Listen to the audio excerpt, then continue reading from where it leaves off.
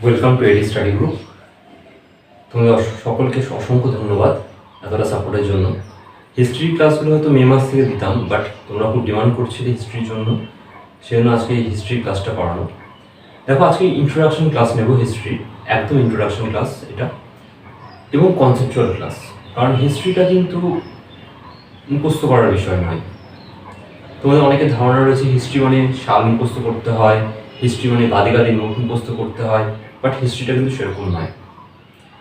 যদি আমি আমার ভাষায় বলি, দেন হিস্ট্রিটা কি, আমি অতীত সম্পর্কে সেটা জানতে পারছি। যখন হিস্ট্রি পড়ছি আমি অতীত সম্পর্কে সেটা জানতে পারছি। আমি যখন এই অতীতের ঘটনাগুলোকে অ্যানালিসিস করব, তখন কি দেখব যে বর্তমানে কি হচ্ছে বা ভবিষ্যতে কি হতে চলেছে তার কিন্তু একটা ধারণা পাবো। আর হিস্ট্রির গুরুত্বটা কিন্তু এখানে। ওকে, আজকে এই ক্লাসটা করার পর তোমাদের মধ্যে একটা নবজাগরণ ঘটবে। তোমাদের মধ্যে কিন্তু নতুনভাবে হিস্ট্রিকে পড়ার একটা ইচ্ছে জাগবে, এবং আমি প্রমিস করছি ক্লাসটা পুরোটা পড়ো, দেখবে প্রত্যেকের ভালো লাগবে, এবং আগামী দিন থেকে তোমাদের কিন্তু হিস্ট্রির প্রতি এই যে অনীহাটা, এটা কিন্তু আর থাকবে না। ওকে, এই হিস্ট্রিতে ঢোকার আগে একটু কিছু ডিফারেন্স করতে হবে। কি ডিফারেন্স করতে হবে? Pre history, proto history and history, এই তিনটে বিষয় কি। ওকে, দেখো, প্রি হিস্ট্রি মানে কি, যেখানে আমরা লিটারি সোর্স পাবো না কিন্তু আর্কিওলজিক্যাল সোর্স পাবো। এখন তোমরা সবাই প্রশ্ন করবে আমাকে, স্যার আর্কিওলজিক্যাল সোর্স কি, লিটারি সোর্স কি? আমি এই সোর্সের উপর একটা আলাদা করে ক্লাস নেব। আজকে জাস্ট এই ক্লাসটা বোঝার জন্য অল্প একটু বলে দিচ্ছি। ওকে, দেখো, আমরা হিস্ট্রি কি করে জানতে পারি? আমরা হিস্ট্রি জানতে পারি হয় কোনো পুরনো বইপত্র থেকে, কোনো পুরনো লেখা থেকে, তাই তো, বা খননকার্য চালানোর পর কোনো বিল্ডিংয়ের ধ্বংসাবশেষ পাওয়া গেল, কোনো মন্দির পাওয়া গেল, কয়েন পাওয়া গেল, ইনস্ক্রিপশন পাওয়া গেল, এগুলোর উপর বেস করে কি আমরা হিস্ট্রি জানতে পারি। তো এই যে বইপত্র, পুরনো পুঁথি বা কোনো রিটেন ডকুমেন্ট, এগুলোর থেকে যখন আমরা জানতে পারছি সেটা কি, সেটা হচ্ছে লিটারেরি সোর্স। আর যখন আমরা খনন কার্যের মাধ্যমে জানতে পারছি তখন সেটাকে আমরা কি বলবো, আর্কিওলজিক্যাল সোর্স। ওকে, তাহলে প্রি হিস্ট্রি কোনগুলো, যেগুলোতে আমরা লিটারেরি সোর্স পাবো না, শুধুমাত্র আর্কিওলজিক্যাল সোর্স পাবো, অর্থাৎ শুধুমাত্র খনন কার্য করে আমরা সেই সময়কার কথা জানতে পেরেছি, সেটাকে বলবো আমরা প্রি হিস্ট্রি। যেমন ধরো stone age, mesolithic, neolithic, chalcolithic, এগুলো পড়েছো তোমরা, এগুলো কি সব প্রি হিস্ট্রির মধ্যে পড়ছে। এবার next proto history. Proto history মানে কি, যেগুলোতে আমরা লিটারি সোর্স পাবো, অর্থাৎ কোনো রিটেন ডকুমেন্টস পাবো কিন্তু সেগুলোকে পড়ে আমরা বুঝতে পারবো না, এবং তার সঙ্গে কি পাবো, আর্কিওলজিক্যাল সোর্স পাবো, যেটাকে বলবো আমরা প্রোটো হিস্ট্রি। যেমন ধরো ইন্ডাস ভ্যালি সিভিলাইজেশন, প্রত্যেকে পড়েছো, হরপ্পা সভ্যতা, তাই তো। এখানে কি আমরা রিটেন ডকুমেন্ট পেয়েছি, কিন্তু সেই লেখাগুলোকে আমরা এখনো পড়ে বুঝতে পেরেছি, পারিনি। তো এটা হচ্ছে প্রোটো হিস্ট্রি আন্ডারে পড়বে। এবং হিস্ট্রি কি, হিস্ট্রি হচ্ছে যেখানে আমরা লিটারি সোর্স পাবো তার সঙ্গে আর্কিওলজিক্যাল সোর্স পাবো, অর্থাৎ বিভিন্ন বইপত্র, পুঁথি, এগুলো পাবো এবং সেগুলো পড়ে আমরা বুঝতেও পারবো, এবং তার সঙ্গে কি আর্কিওলজিক্যাল সোর্স পাবো, সেটাকে আমরা বলবো হিস্ট্রি। ওকে, এতটা পর্যন্ত ক্লিয়ার। হিস্ট্রি উদাহরণ কোথা থেকে হবে, যেমন ধরো বৈদিক এজ বা বৈদিক যুগ, এরপর থেকে যে টাইমগুলো আসছে, এগুলো কি প্রতি ক্ষেত্রে আমরা লিটারি সোর্স পেয়েছি, তার সঙ্গে আর্কিওলজিক্যাল সোর্স পেয়েছি, এইটাকে আমরা বলবো হিস্ট্রি আন্ডারে। ওকে, দেখো, হিস্ট্রি আজকে যে ক্লাসটা হবে, ক্লাসটা মেনলি রেনেসার উপর হবে। এই কারণে রেনেসার উপর হবে কারণ আজকে এই রেনেসা বা নবজাগরণ টপিকটা পড়ার পর হিস্ট্রির প্রতি তোমাদের নতুন করে নবজাগরণ ঘটবে। যাদের অনীহা লাগে, যাদের ইচ্ছে করে না হিস্ট্রি পড়তে, যাদের ইচ্ছে করে না মুখস্থ করতে, তারাও কিন্তু আজ থেকে হিস্ট্রি পড়তে শুরু করবে। ওকে, এবং আমরা আজকে এই সেই অ্যাপ্রোচটা শিখবো যে কোন অ্যাপ্রোচে আমরা হিস্ট্রিকে পড়বো বা কিভাবে আমরা হিস্ট্রিকে পড়বো। ওকে, দেখো, একটা কথা তোমরা সবসময় প্রচলিত পাবে, আশা করি শুনতে পাবে, আমরা এখন আধুনিক যুগে বাস করি, আমরা এখন মডার্ন হয়েছি। ওকে, তাহলে আমরা কি করে বুঝবো আমরা এখন মডার্ন, না আমরা মডার্নের আগের অবস্থায় পড়ে রয়েছি, অর্থাৎ প্রি মডার্ন ওয়ার্ল্ডে আছি, না আমরা মডার্ন ওয়ার্ল্ডে আছি। এই প্রি মডার্ন ওয়ার্ল্ড আর মডার্ন ওয়ার্ল্ড, এটা বুঝতে গেলে কিন্তু আমাদেরকে কিছু বিষয় পার্থক্য বুঝতে হবে। ওকে, এই দুটো কিছু পার্থক্য বুঝতে হবে। দেখো, ইকোনমি, পলিটি অ্যান্ড সোসাইটি, অর্থাৎ কি, ইকোনমি মানে অর্থনীতি, পলিটি মানে সে সময়কার রাজনীতি, এবং সোসাইটি মানে সে সময় সমাজ ব্যবস্থা কেমন ছিল। আমরা যদি এই তিনটেকে খুব ভালো করে স্টাডি করি, তাহলে কি যে কোনো যুগ সম্পর্কে আমরা খুব সহজেই পড়ে ফেলতে পারবো। কারণ কি বলতো, এই তিনটের উপর কিন্তু সমস্ত কিছু দাঁড়িয়ে থাকে।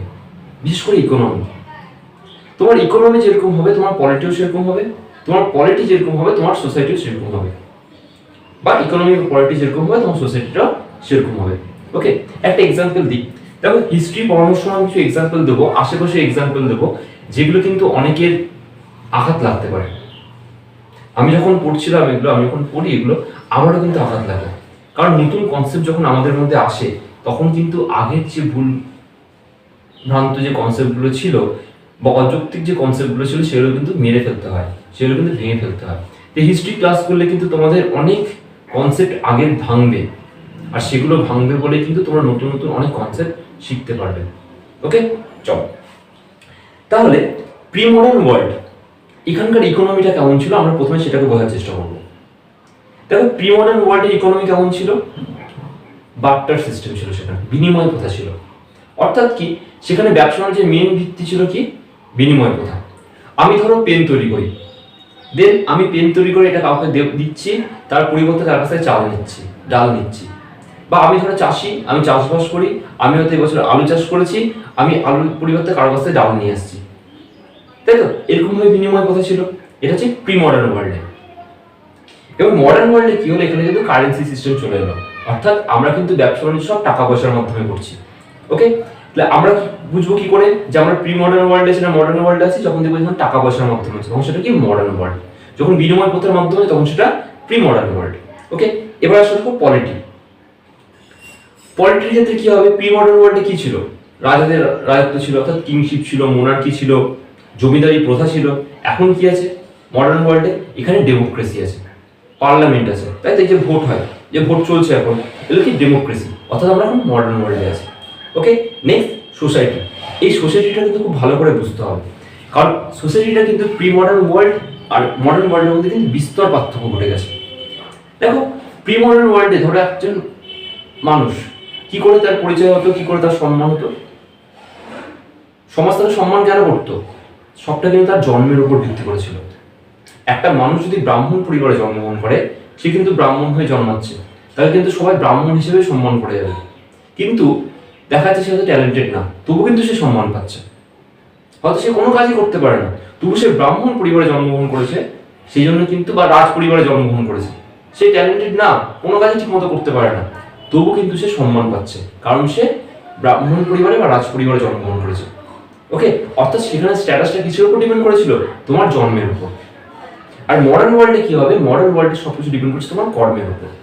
সেই জন্য দেখবে একটা ব্যাকওয়ার্ড জায়গা থেকে কেউ এসে যখন ডাক্তার হচ্ছে, কেউ যখন ইঞ্জিনিয়ার হচ্ছে, কেউ যখন প্রফেসর হচ্ছে, কেউ যখন আইএস হচ্ছে, আইপিএস হচ্ছে, কোনো পলিটিশিয়ান হচ্ছে, তখন কিন্তু সে কিন্তু তার কাজের জন্য সম্মান পাচ্ছে। এখানে কিন্তু কাজটা ইম্পর্টেন্ট। মডার্ন ওয়ার্ল্ড কিন্তু সবসময় কাজের উপর ফোকাস করে। তুমি কতটা কাজ করতে পারছো, তুমি কত ভালো কাজ করতে পারছো, তুমি সমাজকে কতটা দিতে পারছো, তার উপর কিন্তু তোমার সম্মান দাঁড়িয়ে আছে, তোমার পরিচয় দাঁড়িয়ে আছে। ওকে, এবার প্রশ্ন হচ্ছে এই প্রি মডার্ন ওয়ার্ল্ড থেকে মডার্ন ওয়ার্ল্ড হলো কি করে? পৃথিবীতে একদিন মডার্ন ছিল না, মডার্ন হয়েছে। এই যে সিস্টেমগুলো থেকে এই সিস্টেমগুলো এলো কি করে, এইটাকে বুঝতে হবে প্রথমে। কি করে এলো? দেখো ব্যবসা বাণিজ্যের মাধ্যমে। এই ব্যবসা বাণিজ্য কাদের মধ্যে হতো? মেনলি ইস্টের সঙ্গে ওয়েস্টের। তোমরা হয়তো ভাবছো কি আমার হিস্ট্রি ক্লাস হচ্ছে, এখানে এখন ওয়ার্ল্ড ম্যাপ আছে এখানে। দেখো হিস্ট্রি কিন্তু ডিপেন্ড করে জিওগ্রাফির উপর। জিওগ্রাফি যেরকম হবে হিস্ট্রিও কিন্তু সেরকম হবে। যার জিওগ্রাফি যত ভালো তার হিস্ট্রি তত ডেঞ্জারাস হয়। ধরো ইন্ডিয়ার ক্ষেত্রে বলি, ইন্ডিয়াতে দেখো পাহাড় রয়েছে, মালভূমি রয়েছে, মরুভূমি রয়েছে, সমুদ্র রয়েছে, সমভূমি রয়েছে। এই যে বিশাল ডাইভার্সিটি, এটা কি করেছে? ইন্ডিয়াকে খুব সুন্দর করে তুলেছে। সেই জন্য দেখো ইন্ডিয়ার উপর কিন্তু অ্যাটাক সব থেকে বেশি হয়। একদম আরিয়ান টাইম থেকে শুরু করে যে এখন টেররিস্ট অ্যাটাক কিন্তু হয়ে যাচ্ছে। একটা এক্সাম্পল মেলানোর চেষ্টা করি ব্যাপারটাকে। দেখবে কলেজে ধরো একটা সুন্দর মেয়ে আছে, খুবই সুন্দর, বিশাল পয়সা তার বাবার, হয়তো গাড়ি করে নামছে, তাকে প্রচুর প্রপোজাল দেওয়া হয় কি দেওয়া হয় না? দেয় তো, কারণ তার ইকোনমিও খুব সুন্দর, সে দেখতেও খুব সুন্দর। ইন্ডিয়ার ক্ষেত্রেও কিন্তু তাই। ইন্ডিয়াতে কিন্তু প্রচুর টাকা ছিল, প্রচুর টাকা, গোল্ডেন স্প্যারো বলা হতো, ঠিক আছে? এবং এখানকার জিওগ্রাফি খুব সুন্দর, ফলে ইন্ডিয়ার উপর কিন্তু অ্যাটাক হয়ে যাচ্ছে। তাই একটা অঞ্চলের হিস্ট্রি পড়তে গেলে কিন্তু তার জিওগ্রাফি খুব ভালো করে জানতে হবে, নাহলে কিন্তু তুমি হিস্ট্রি জানতে পারবে না। তাই হিস্ট্রি পড়ার জন্য দুটো সাবজেক্ট লাগে, একটা হচ্ছে ইকোনমি, একটা হচ্ছে জিওগ্রাফি। কারণ এই দুটোর উপর বেস করে কিন্তু হিস্ট্রিটা দাঁড়িয়ে থাকে কোনো একটা অঞ্চলে। ওকে, তাহলে দেখো মেনলি কি হতো, এই যে ইস্ট, এই ইস্টের সঙ্গে কি হতো, এখানে ওয়েস্ট ইউরোপ, এখানে কি আছে চায়না, ইন্ডিয়া, এই যে আইল্যান্ডগুলো আছে, এই যে পোর্শনটা, এই পোর্শনের সঙ্গে কাদের ট্রেড হতো, এই ইউরোপের কান্ট্রিগুলোর ট্রেড হতো। এই ট্রেডটা হতো মেনলি মশলা নিয়ে, অর্থাৎ স্পাইসেস নিয়ে। কি হয়, এই ইউরোপে কি হতো, 6 মাস শীত 6 মাস গরম মোটামুটি। তাহলে যখন এখানে প্রচুর ঠান্ডা পড়ছে, সেই সময় এখানকার মানুষদের কি করতে হবে, খাওয়ার তো খেতে হবে তো, এবার সেই সময় তো তারা বাইরে বেরোতে পারে না ঠিকঠাক করে। তাহলে কি হয়, তাদের খাবারটাকে স্টোর করতে হবে, মানে সেটাকে প্রিজার্ভ করতে হবে। আর প্রিজার্ভ করার জন্য কি দরকার, মশলার দরকার। দেখো এই যে পোর্শনগুলো আছে, এই যে ইন্ডিয়ার দেখো সাউথ ইন্ডিয়া, এদিকে যে আইল্যান্ডগুলো আছে স্পাইস আইল্যান্ড, এদিকে দেখো চায়না, এই পোর্শন থেকে প্রচুর মশলা পাওয়া যায় কিন্তু। ওকে, এই মশলাগুলো এরা কি করতো, সব কিন্তু ইউরোপে বিক্রি করতো। ওকে, এবং মশলার আরো গুরুত্ব রয়েছে মেডিসিনের জন্য, কারণ মশলা ছাড়া কিন্তু, স্পাইসেস ছাড়া কিন্তু কোনো সময় ওষুধ তৈরি হয় না, লাগবে। নেক্সট আরেকটা কি, খাবারের টেস্টের জন্য। আমরা যে খাবারটা খাচ্ছি, আমরা যদি মশলার মধ্যে না দিই, খাবারের কোনো টেস্ট আসবে না। এই কারণের জন্য মশলাটা কিন্তু খুব ইম্পর্টেন্ট। এছাড়া আরো বিভিন্ন ছিল, পটল, আমাদের ইন্ডিয়ার হাতের কাজ খুব সুন্দর ছিল, হ্যান্ডিক্রাফট খুব ভালো ছিল। এইসব নিয়ে কি হতো, এই ইস্টের সঙ্গে কিন্তু এই ইউরোপের ট্রেড হতো। ওকে, আচ্ছা, এবার যখন ট্রেড হচ্ছে, যখন ব্যবসা বাণিজ্য হচ্ছে, তার জন্য কি একটা রাস্তা থাকবে তো।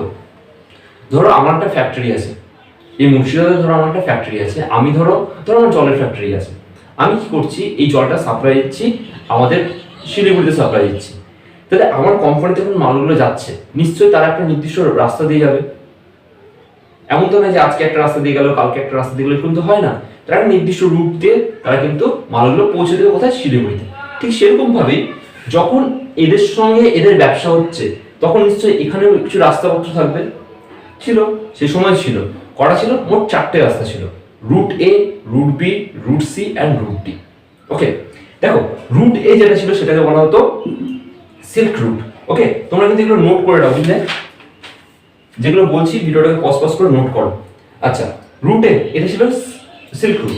দেখো এই যে চায়না আছে এখানে, এই চায়না থেকে কোথায় যেত, সেন্ট্রাল এশিয়া, মানে এখান থেকে ধরো একদম আফগানিস্তান, ইরান, তারপরে ইরাক হয়ে টার্কি দিয়ে এত চলে যেত ইউরোপে। এই যে রুটটা, এটাকে বলা হয় সিল্ক রুট। ওকে, এটা হচ্ছে রুট এ। আর একটা রাস্তা ছিল, সেটা কোথা থেকে শুরু হতো, সেটা হতো এখানে বাংলাদেশে যে তাম্রলিপ্ত ছিল, এখান থেকে এই রাস্তাটা গিয়ে তক্ষশিলার উপর দিয়ে গিয়ে একদম সিল্ক রুটের সঙ্গে মিশে যেত। এটা হচ্ছে রুট বি। আর একটা রাস্তা ছিল, সেটা কি, আমাদের এই যে ডেকান আছে সাউথ ইন্ডিয়া, এখান থেকে রাস্তাটা গিয়ে কিন্তু এটা কিন্তু সিল্ক রুটের সঙ্গে মিশে যেত। ওকে, এই 3টে রাস্তা ছিল। এই 3টে রাস্তা দিয়ে কিন্তু খুব সুন্দর করে ব্যবসা বাণিজ্য চলছিল। কাদের সঙ্গে ব্যবসা বাণিজ্য চলছিল, ইস্টের সঙ্গে ওয়েস্টের। ঠিক, এবার একটা সমস্যা হলো, কি সমস্যা, সমস্যাটা হলো এই আফগানিস্তানে। দেখো আফগানিস্তানে কি, আমি এখনই বললাম কোন অঞ্চলের হিস্ট্রি জানতে গেলে কিন্তু জিওগ্রাফি খুব দরকার জানা। আফগানিস্তান, এখানে না চাষবাস হয়, না এখানে শিল্প আছে, কিছু নেই। তো এখানকার মানুষরা তাদের পেট চালাবে কি করে, তাদের তো বাঁচার জন্য তো খাদ্য দরকার, টাকার দরকার, তারা চালাবে কি করে। তারা কি করতো, এই যে রাস্তা দিয়ে এখন মালপত্রগুলো যাচ্ছে, এরা কিন্তু এখান থেকে হপ্তা নিত, মানে কিন্তু ট্যাক্স কালেক্ট করতো। ওরা কি বলতো, যে তোমরা আমাদের এখান দিয়ে যাচ্ছ, তাহলে আমাদের ট্যাক্স দাও। এবার সমস্যাটা কি, ধরো একটা মালের দাম এখানে 100 টাকা, ইউরোপে গিয়ে হচ্ছে সেটা 200 টাকায় বিক্রি হবে, ঠিক আছে। এবার মালটা যখন এখান দিয়ে যাচ্ছে, দেখা যাচ্ছে কি আফগানিস্তানের লোকেরা কি করলো, সেখান থেকে 100 টাকা ট্যাক্স নিয়ে নিল। তাহলে মালটা কি এখন 200 টাকা ইউরোপে বিক্রি হবে, হবে না, মালটার দাম বেড়ে যাবে, কত হবে, 300 টাকা। এবার যত দিন গেছে তত কি হয়েছে, এরা কিন্তু চাঁদার পরিমাণ বাড়িয়েছে, হাফতার পরিমাণ বাড়িয়েছে। ফলে একটা সময় এমন এলো যে এখানে কিন্তু মালপত্র বিক্রি করা খুব মুশকিল হয়ে পড়েছে, প্রচন্ড মুশকিল হয়ে পড়েছে, কারণ জিনিসের দাম এত বেড়ে যাচ্ছে। তখন কি করলো, এখানে একটা নতুন পথ সৃষ্টি হলো, সেটা হচ্ছে রুট ডি বা মেরিটাইম সিল্ক রুট। ওরা কি করতো, এই মালগুলোকে এখান থেকে ভিয়েতনাম, লাওস আছে, এখানে পাঠাতো। এখান থেকে মালটা আসতো তাম্রলিপ্তে, এখান থেকে চলে যেত গুজরাট, গুজরাট থেকে দেখো পার্সিয়ান গালফে মালটা কোথায় যেত, একদম টার্কিতে চলে যেত, দিয়ে এখান থেকে ইউরোপে যেত। এটা হচ্ছে রুট ডি বা মেরিটাইম সিল্ক রুট। দেখো এটা মোট 4টে সিকে ক্রস করতো, এখানে একটা, এখানে একটা, এখানে একটা, আর এখানে একটা। এই 4টে সিকে ক্রস করতে বলে এটার নাম হচ্ছে মেরিটাইম সিল্ক রুট। ওকে, ব্যাপারটা বুঝে একটু কনসেপচুয়ালি বোঝার চেষ্টা করবে। ধরো যে তোমরা যে পড়তে এসছো আমার কাছে, তোমরা একটা প্রত্যেক রাস্তা দিয়ে এসছো, ধরো সোহম আজকে এসছে, আমার পাড়ার মধ্যেই বাড়ি। এবার ও কি পাড়ার গলির মধ্যে দিয়ে আমার ওখানে পড়তে আসছে। এবার প্রথম দিনও পড়তে এসছে আমার কাছে, দেখছে গলির মধ্যে খুব ঝামেলা চলছে। ও ঠিক আছে, কোনো ব্যাপার নেই, ওই 5টা স্টারে চলে এসছে।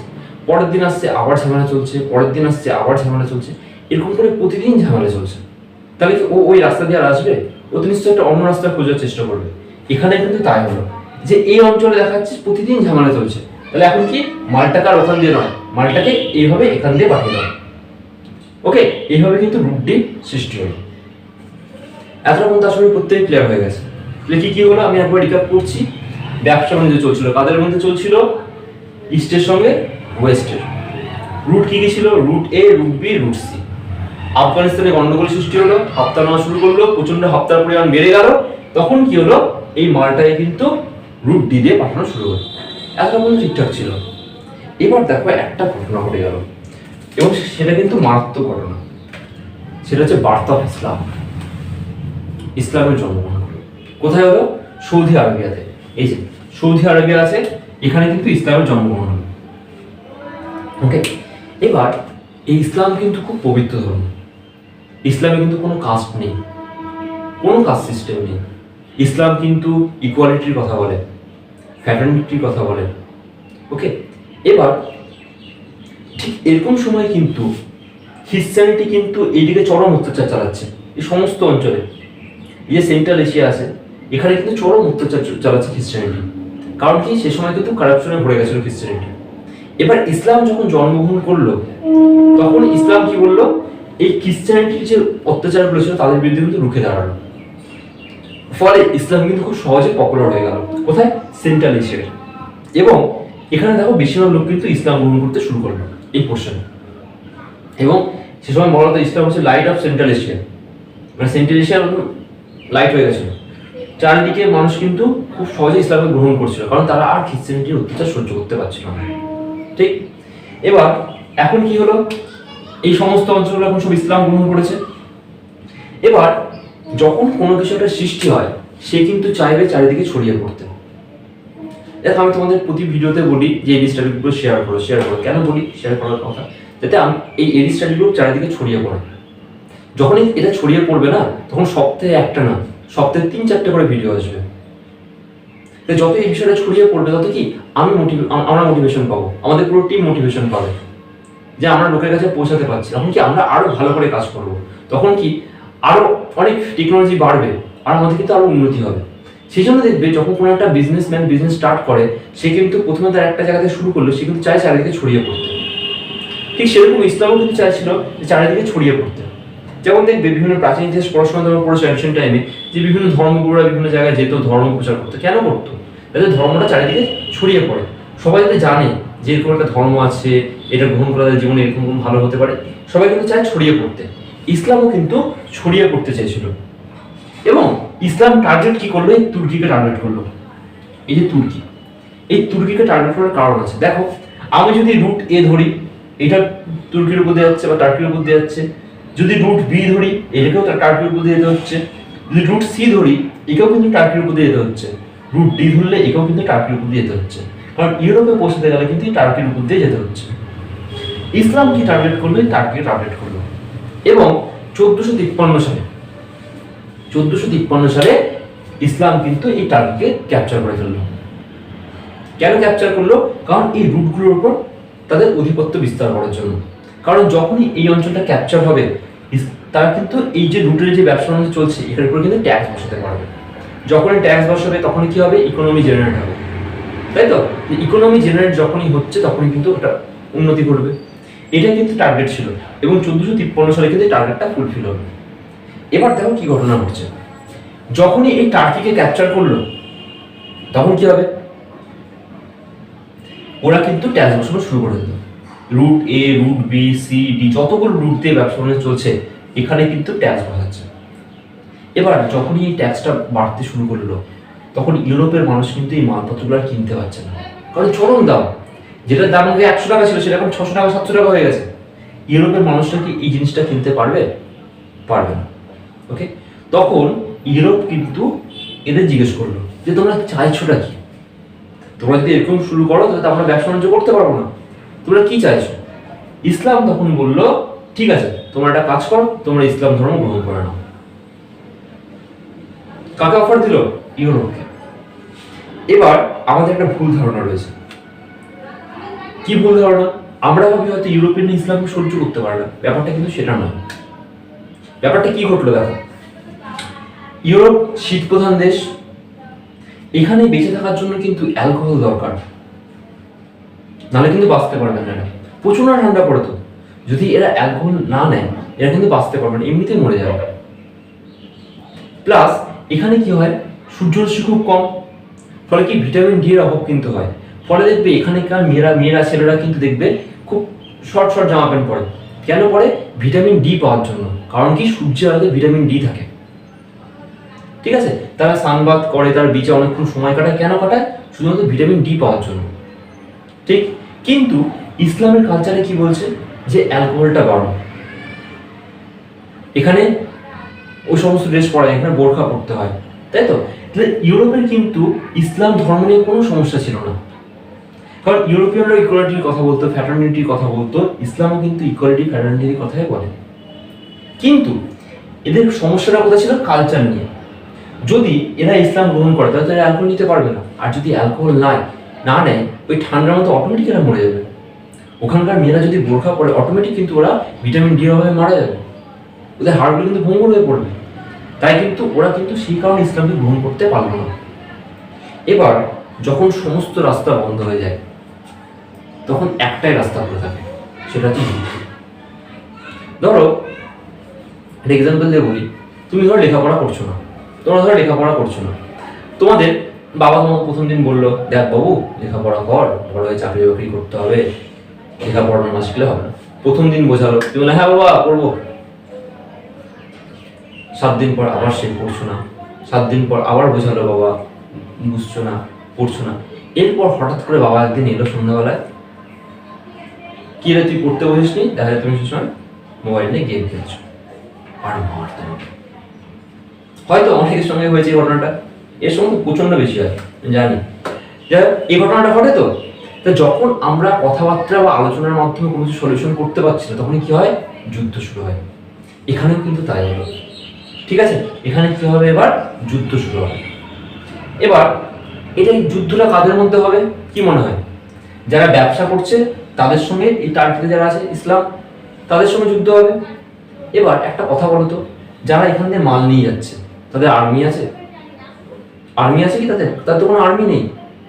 আমি ধরো এখানে মশলা তৈরি করি, মশলাটা আমি তখন তো ঘোড়া টোড়ার মধ্যে নিয়ে হতে মশলাটা নিয়ে এই রুট দিয়ে যাচ্ছি, আমি আর্মি নিয়ে যেতে পারবো? আর্মি তো নেই আমার কাছে। এবার যদি আর্মি না থাকে তাহলে যুদ্ধ হবে কি করে? সেই জন্য কিন্তু ফ্রিতে আর্মি পাওয়ার জন্য কি করা হলো, এখানে এটাকে ধর্মযুদ্ধ করে দেওয়া হলো। কি বলা হলো? যে খ্রিস্টান আর ইসলামের ধর্ম, এই যে দুটো ধর্ম আছে ইসলাম আর খ্রিস্টান, এদের মধ্যে যুদ্ধ। এবার যখনই ধর্মযুদ্ধ হয় তখনই কিন্তু ফ্রিতে আর্মি আসে, কারণ ধর্মযুদ্ধে তুমি যদি মারা যাও যুদ্ধ করতে গিয়ে, তুমি তাতেও স্বর্গ পাবে, জান্নাত পাবে। যদি তুমি বেঁচে থাকো তাহলে তুমি রাজার মতো বাঁচতে পারবে। এটাই মনে করা হয় তো। কিন্তু এই কনসেপ্টটাকে কাজে লাগিয়ে কি করা হলো, এখানে বলা হলো এটা ধর্মযুদ্ধ। কাদের মধ্যে ধর্মযুদ্ধ? খ্রিস্টান আর ইসলামের মধ্যে ধর্মযুদ্ধ। ফলে কিন্তু এই যে সামান্য যে যুদ্ধটা হওয়ার কথা ছিল সেটার নাম দিয়ে দেওয়া হলো ক্রুসেড। ওকে, এবং ক্রুসেড স্টার্ট হয়। এতটা পর্যন্ত প্রত্যেকের ক্লিয়ার আশা করি। দেখো গল্পের মতো কারণ দিয়ে আমি কিন্তু প্রত্যেক টপিককে বুঝিয়ে দিচ্ছি। এরপর যে কোনো বই থেকে পড়ে নিও, যে কোনো বই থেকে, তোমার যে বই ইচ্ছা, বাংলা বই, ইংরেজি বই, তামিল ভাষায় বই, উর্দু ভাষায় বই, তোমার যেখান থেকে ইচ্ছা পড়ে নিও, দেখবে আর কোনো সমস্যা হবে না। এবং এই যে কারণগুলো বলে দিচ্ছি, এই কারণগুলো মাথার মধ্যে রাখবে। এটাই কিন্তু মেন কারণ, কারণ এই যে কারণগুলো তুমি শিখছো এটা কিন্তু তুমি তোমার লাইফে অ্যাপ্লাই করতে পারবে। লাইফে অ্যাপ্লাই করে কিন্তু তোমার প্রেজেন্ট সিচুয়েশন এবং ফিউচার সিচুয়েশন এই দুটোই কিন্তু তুমি অ্যানালাইসিস করতে পারবে, এবং অনেক ভুল করা থেকে কিন্তু তুমি বাঁচতে পারো। তুমি যদি ঠিক এভাবে হিস্ট্রিটা পড়ো। ওকে, তাহলে কি হলো? ক্রুসেড স্টার্ট হলো। এবার কোথায় যুদ্ধ লেগেছে? এই টার্কিতে যুদ্ধ লেগেছে, তুর্কিতে যুদ্ধ লেগেছে। ইউরোপ থেকে কিন্তু সমস্ত সোলজাররা আসছে, এদিক থেকে সব সোলজাররা যাচ্ছে, এখানে যুদ্ধ লেগেছে।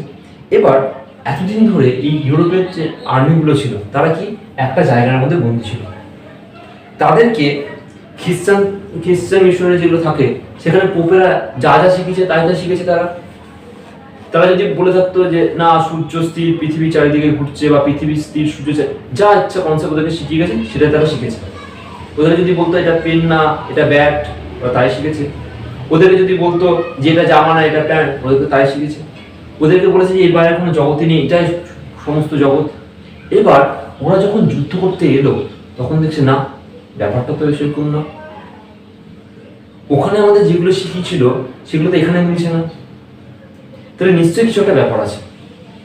তখন কিন্তু ওরা ফিরে গেল, ফিরে গিয়ে কিন্তু প্রশ্ন করা শুরু করলো।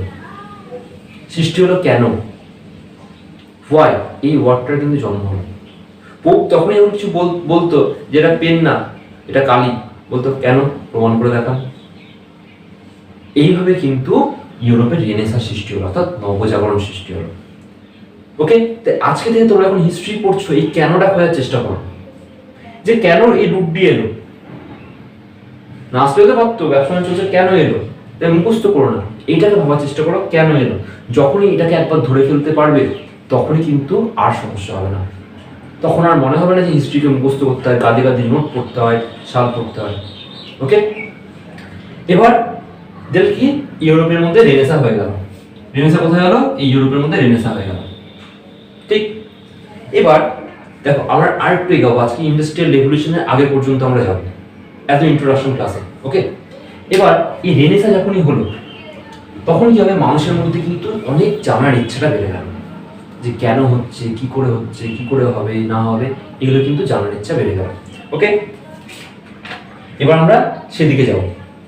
যখনই এই জানার ইচ্ছাগুলো বাড়ছে তখন মানুষ কি চাইবে, যে আমি এখান থেকে এবার বেরাই, এখান থেকে বেরিয়ে আমি দেখি যে পৃথিবীতে কি কি আছে, বিশ্বের মধ্যে কি কি আছে, কোথায় কি আছে। অর্থাৎ মানুষ কিন্তু তখন এখান থেকে বেরিয়ে পড়া শুরু করেছিল, জিওগ্রাফিক্যাল ডিসকভারি হচ্ছে এটা। দেখবে 1492 সালে কি হলো, কলম্বাস এখান থেকে বেরিয়ে আমেরিকা আবিষ্কার করলো। ওকে, 1498 সালে ভাস্কো দা গামা এই যে পথ দিয়ে চলে এলো কোথায়, ইন্ডিয়াতে এলো। তো তাহলে একদিকে কি হয়েছে, রেনেসাঁ সৃষ্টি হয়েছে, রেনেসাঁ হয়ে গেছে, নবজাগরণ হয়ে গেছে, অন্যদিকে কিন্তু নতুন নতুন জায়গাগুলোর আবিষ্কার হচ্ছে। এবং এই দুটো যখনই একসঙ্গে মিললো না তখনই শুরু হলো ওয়ার্ল্ড ট্রেড, অর্থাৎ গোটা বিশ্বের মধ্যে কিন্তু ব্যবসা বাণিজ্য স্টার্ট হবে। কারণ ইউরোপের সঙ্গে ইন্ডিয়ার এই যে পোর্শনটা এখন সি রুটে কানেক্ট হয়ে গেছে, ফলে ব্যবসা বাণিজ্য কি হবে, আরো বাড়বে। এরকম করে কিন্তু ওয়ার্ল্ড ট্রেড স্টার্ট হলো, গোটা বিশ্বের মধ্যে ব্যবসা বাণিজ্য স্টার্ট হলো। এবার দেখো কি ঘটনা ঘটছে, যখন ওয়ার্ল্ড ট্রেড স্টার্ট হলো তখন এখানে দেখো নর্থ আমেরিকা, এখানে সাউথ আমেরিকা, এটা হচ্ছে আফ্রিকা, এখানে হচ্ছে দেখো আমাদের এশিয়া, এই পোর্শনটা হচ্ছে এশিয়ার পোর্শন। এটা এই ছোট্ট একটা জায়গা হচ্ছে ইউরোপ, তাই তো। এরা কি করতো, এই আফ্রিকা থেকে স্লেভ নিত, স্লেভ নিয়ে কোথায় নিয়ে যেত, নিজেদের দেশে নিত, আর কিছু স্লেভকে পাঠিয়ে দিত এই আমেরিকাতে। এই স্লেভগুলো, আফ্রিকার স্লেভগুলো যাদেরকে আমেরিকায় পাঠিয়েছে তাদেরকে কি করতো, এখানে বিভিন্ন মাইন্স ছিল, বিভিন্ন এগ্রিকালচারাল ল্যান্ড ছিল, সেখানে কাজ করাতো। কাজ করিয়ে এখান থেকে কিন্তু কাঁচা মাল বা র মেটেরিয়ালটা কোথায় নিয়ে যেত ইউরোপে। ঠিক, আর এখান থেকে স্লেভ পাচ্ছে। আর কি এই যে আমাদের ইন্ডিয়া, এখানে তোমার এখন চায়না, এই যে অঞ্চলগুলো আছে, এখান থেকেও কিন্তু র মেটেরিয়াল নিয়ে যেত কোথায়, ইউরোপে, সব ফ্রিতে। ঠিক আছে, দিয়ে এখানে কিন্তু তারা জিনিসপত্র তৈরি করতো। ধরো এই যে জামাটা পরে আছে, ধরো এটা ইউরোপে তৈরি হয়েছে, ধরে নাও ইউরোপে তৈরি হয়েছে, তো এর জন্য ধরো কি দরকার, সুতো দরকার, কার্পাস দরকার, তুলো দরকার। দেখা যাচ্ছে ইন্ডিয়া থেকে তুলোগুলো নিয়ে গেল ইউরোপে, ওরা তৈরি করলো, দিয়ে কি সেই মালটা আবার ইন্ডিয়াতে এসে বিক্রি করছে, সেই মালটা আবার আমেরিকায় গিয়ে বিক্রি করছে, সেই মালটা আবার আফ্রিকায় গিয়ে বিক্রি করছে। বুঝতে পারছো, এরকম করে কিন্তু ইউরোপের টাকা হয়েছে। না তাহলে তো গরিব দেশ, কিছুই তো না এদের কাছে, কিছুই তো ছিল না, না এখানে জনসংখ্যা আছে, না হিউম্যান রিসোর্স আছে, না এখানে মাইন্স আছে খুব ভালো ভালো, না এখানে খুব ভালো এগ্রিকালচার হয়, কিছু হয় না। ওরা কিন্তু এই গোটা বিশ্ব থেকে এরকম করে নিয়ে নিয়ে কিন্তু ওরা বড়লোক হয়েছে। বুঝতে পারছো, এবার এরকম করে কিন্তু চলছে। সেই জন্য দেখবে এর পরবর্তী সময়ে এই যে ইন্ডিয়া বলো বা বিভিন্ন জায়গায় কলোনিগুলো তৈরি হচ্ছে, কারা তৈরি করতে আসছে, ফ্রেঞ্চ আসছে, ব্রিটিশরা আসছে, ওরা কিন্তু এসে ইন্ডিয়াতে মারামারি করছে। তুমি একটা কথা ভাবো, এখানে এই যে এখানে পাশাপাশি দুটো দেশ, এই যে এই যে এখানে ব্রিটিশরা, এখানে আছে ফ্রেঞ্চ, পাশাপাশি দুটো দেশ, এরা মারামারি করছে কোথায়? ইন্ডিয়াতে এসে। তোমার পাশের বাড়ি একটা লোকের সঙ্গে তোমার শত্রুতা আছে, তুমি তাকে বলবা চল একসঙ্গে যাই যে রাজস্থানের মরুভূমিতে মারামারি করবো? কোনো সময় বলবা? তোমার তো পাশাপাশি বাড়ি, তুমি তো ওখানেই মারামারি করে নিতে পারবা। ওরা যদি শত্রু হতো এখানে তো মারামারি করে নিতে পারতো, কেন ইন্ডিয়াতে এসে মারামারি করছে? যখন ইন্ডিয়ান ন্যাশনাল মুভমেন্ট বা মডার্ন ইন্ডিয়া যখন পড়াবো তখনই বলবো এগুলো, তাই তো? যে যুদ্ধগুলো হচ্ছিল কেন হচ্ছিল? এই ফ্রিতে র মেটেরিয়াল পাওয়ার জন্য। কারণ এখানে যে কবজা করতে পারবে সেই ফ্রিতে র মেটেরিয়াল নিয়ে যাবে কোথায়? তার নিজের দেশে। দেশ এখানে জিনিসপত্র তৈরি করে আবার এখানে বিক্রি করতে পারবে। ঠিক এবার এরকম করে কি হলো, পুরো ওয়ার্ল্ড ট্রেড চলছে। কিন্তু এবার একটা সময় কি হলো, ওয়ার্ল্ড ট্রেড যখন হচ্ছে তখন তারা ডিমান্ড থাকবে, চাহিদা থাকবে। ধরো লালবাগে মানুষজন ধরো ডেলি ধরো 10টা করে জামা প্যান্ট কেনে, তার ডিমান্ড কত? 10টা করে জামা প্যান্ট। তো ডেলি তো 10টা করে জামা প্যান্টে সাপ্লাই দিতে হবে, নাহলে কি হবে? সবাই তো জামা প্যান্ট পাবো না আমরা। ঠিক এরকম করে ওয়ার্ল্ড ট্রেড যখন চলছে তখন কিন্তু হঠাৎ করে ডিমান্ডটা খুব বেড়ে যায়। দেখা যায় আগে যেখানে 10টা জামার প্রয়োজন ছিল এখন সেখানে 100টা জামার দরকার। তো যখন এরকম করে ওয়ার্ল্ড ডিমান্ডটা বেড়ে গেল তখন কি আমাদের সাপ্লাইটাও বেশি করে করতে হবে। ধরো আমি যে জলের কারখানা বললাম তৈরি করেছি, ধরো তৈরি করেছি একটা, আমার কাছে প্রতিদিন হয়তো 10 লিটার করে জলের অর্ডার আসে। আমরা তো 5-6 জন কর্মী মিলে এই জলটা তৈরি করছি। হঠাৎ করে দেখা যাচ্ছে এখন 100টা 200টা করে জলের বোতল বা 200 লিটার 300 লিটার করে জলের অর্ডার আসছে। তাহলে আমার কি করতে হবে? আমার তো মেশিনপত্র লাগবে বেশি করে, নাহলে আমি সাপ্লাই দিতে পারবো না। যে এরকম করে যখন এই ওয়ার্ল্ড ট্রেড হতে হতে যখন হঠাৎ করে ডিমান্ডটা প্রচন্ড বেড়ে গেল তখন কি দরকার? আমাকে সাপ্লাইটা বেশি করতে হবে। সেই জন্য কিন্তু সেই সময় সায়েন্স অ্যান্ড টেকগুলো ইমপ্রুভ করতে শুরু করলো। দেখবে 18th সেঞ্চুরি এই টাইমগুলোতে বিভিন্ন বিভিন্ন আবিষ্কার, রেল ইঞ্জিন থেকে শুরু করে টেলিগ্রাফ, সব থেকে আবিষ্কার হতে পরপর করে শুরু হয়ে গেল। ইলেকট্রিসিটি, হ্যাঁ, সব কিন্তু আবিষ্কার হচ্ছে। কেন আবিষ্কার হচ্ছে? কারণ সায়েন্স অ্যান্ড টেক যদি ইমপ্রুভমেন্ট না হয় তাহলে কিন্তু এই সাপ্লাই দেওয়া যাবে না। তার জন্যই কিন্তু 1750 সালে শিল্প বিপ্লব বা ইন্ডাস্ট্রিয়াল রেভলিউশন হয়েছিল। ওকে, আজকে এটা জাস্ট একটা ইন্ট্রোডাকশন ক্লাস ছিল। আশা করি তোমরা আজকে অ্যাপ্রোচটা বুঝতে পারলে, যেমন হিস্ট্রিটা কি করে পড়বো। আজকে দেখো আমরা অ্যানশিয়েন্ট হিস্ট্রি দিয়ে স্টার্ট করব। ওকে, অ্যানশিয়েন্ট হিস্ট্রি আজকে ফার্স্ট ক্লাস হবে এবং এই ক্লাসটার নাম হচ্ছে sources of ancient Indian history. অর্থাৎ আমরা কী মাধ্যমে বা কীভাবে আমরা আমাদের পুরো ইন্ডিয়ান অ্যানশিয়েন্ট হিস্ট্রিকে জানতে পেরেছি, এইটাকে কিন্তু আমরা করব। এবার যেহেতু ভিডিওটা অনেক বড় হবে মিন্স চ্যাপ্টারটা অনেক বড়, তো আমরা বিভিন্ন ছোটো ছোটো পার্ট করে তোমাদের ভিডিওটা দেবো যাতে তোমাদের দেখতে এবং পড়তে সুবিধা হয়। ওকে, আচ্ছা, চ্যাপ্টারের নাম হচ্ছে sources of ancient Indian history. দেখো, তোমাদের অবাক লাগে না? কেন বলছি? দেখো, কেন অবাক লাগার কথা বলছি।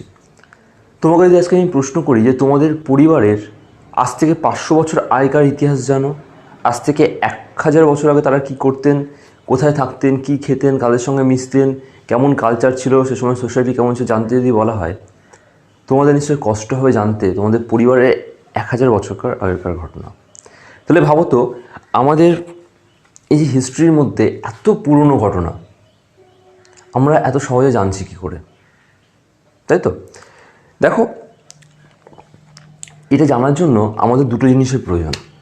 অর্থাৎ আমাদের ইন্ডিয়ান হিস্ট্রিকে জানার জন্য, অ্যানশিয়েন্ট হিস্ট্রিকে জানার জন্য দুটো জিনিসের প্রয়োজন। একটা কি লিটারেরি সোর্স, আর একটা হচ্ছে আর্কিওলজিক্যাল সোর্স। লিটারেরি সোর্স মানে কি? দেখবে আমরা যেখান থেকে বিভিন্ন লেখাপত্র পাচ্ছি, বিভিন্ন লেখা, সে লেখাটা কি হতে পারে? কোনো বইপত্রের মাধ্যমে হতে পারে, কোনো ইনস্ক্রিপশনের উপর কোনো লেখা হতে পারে, তাই তো? কোনো পাথরের উপর কিছু লেখা হতে পারে, পাম লিফ যেগুলো হতো তার উপর কোনো লেখা হতে পারে, তালাপত্র যেগুলোকে বলে। তো এরকম কিছু লেখার মাধ্যমে আমরা হিস্ট্রি জানতে পারি। বা আর্কিওলজিক্যাল সোর্স মানে কি? যেগুলো খনন কার্য করে পাওয়া যাচ্ছে। যেমন ধরো কোনো মনুমেন্টস, কোনো ইনস্ক্রিপশন পাওয়া গেল, কয়েন্স পাওয়া গেল, এগুলো কি আর্কিওলজিক্যাল সোর্সের মধ্যে পড়ছে। ওকে, এই সোর্সকে লিটারেরি সোর্স, আর্কিওলজিক্যাল সোর্স, এই বেসিক কনসেপ্টটা বললাম। এটাকে ডিটেলসে পড়ানোর আগে আমি সোর্সকে আরেকভাবে ভাগ করব। ওকে, দেখো, একটা সোর্সকে কি বলি আমরা? Primary source.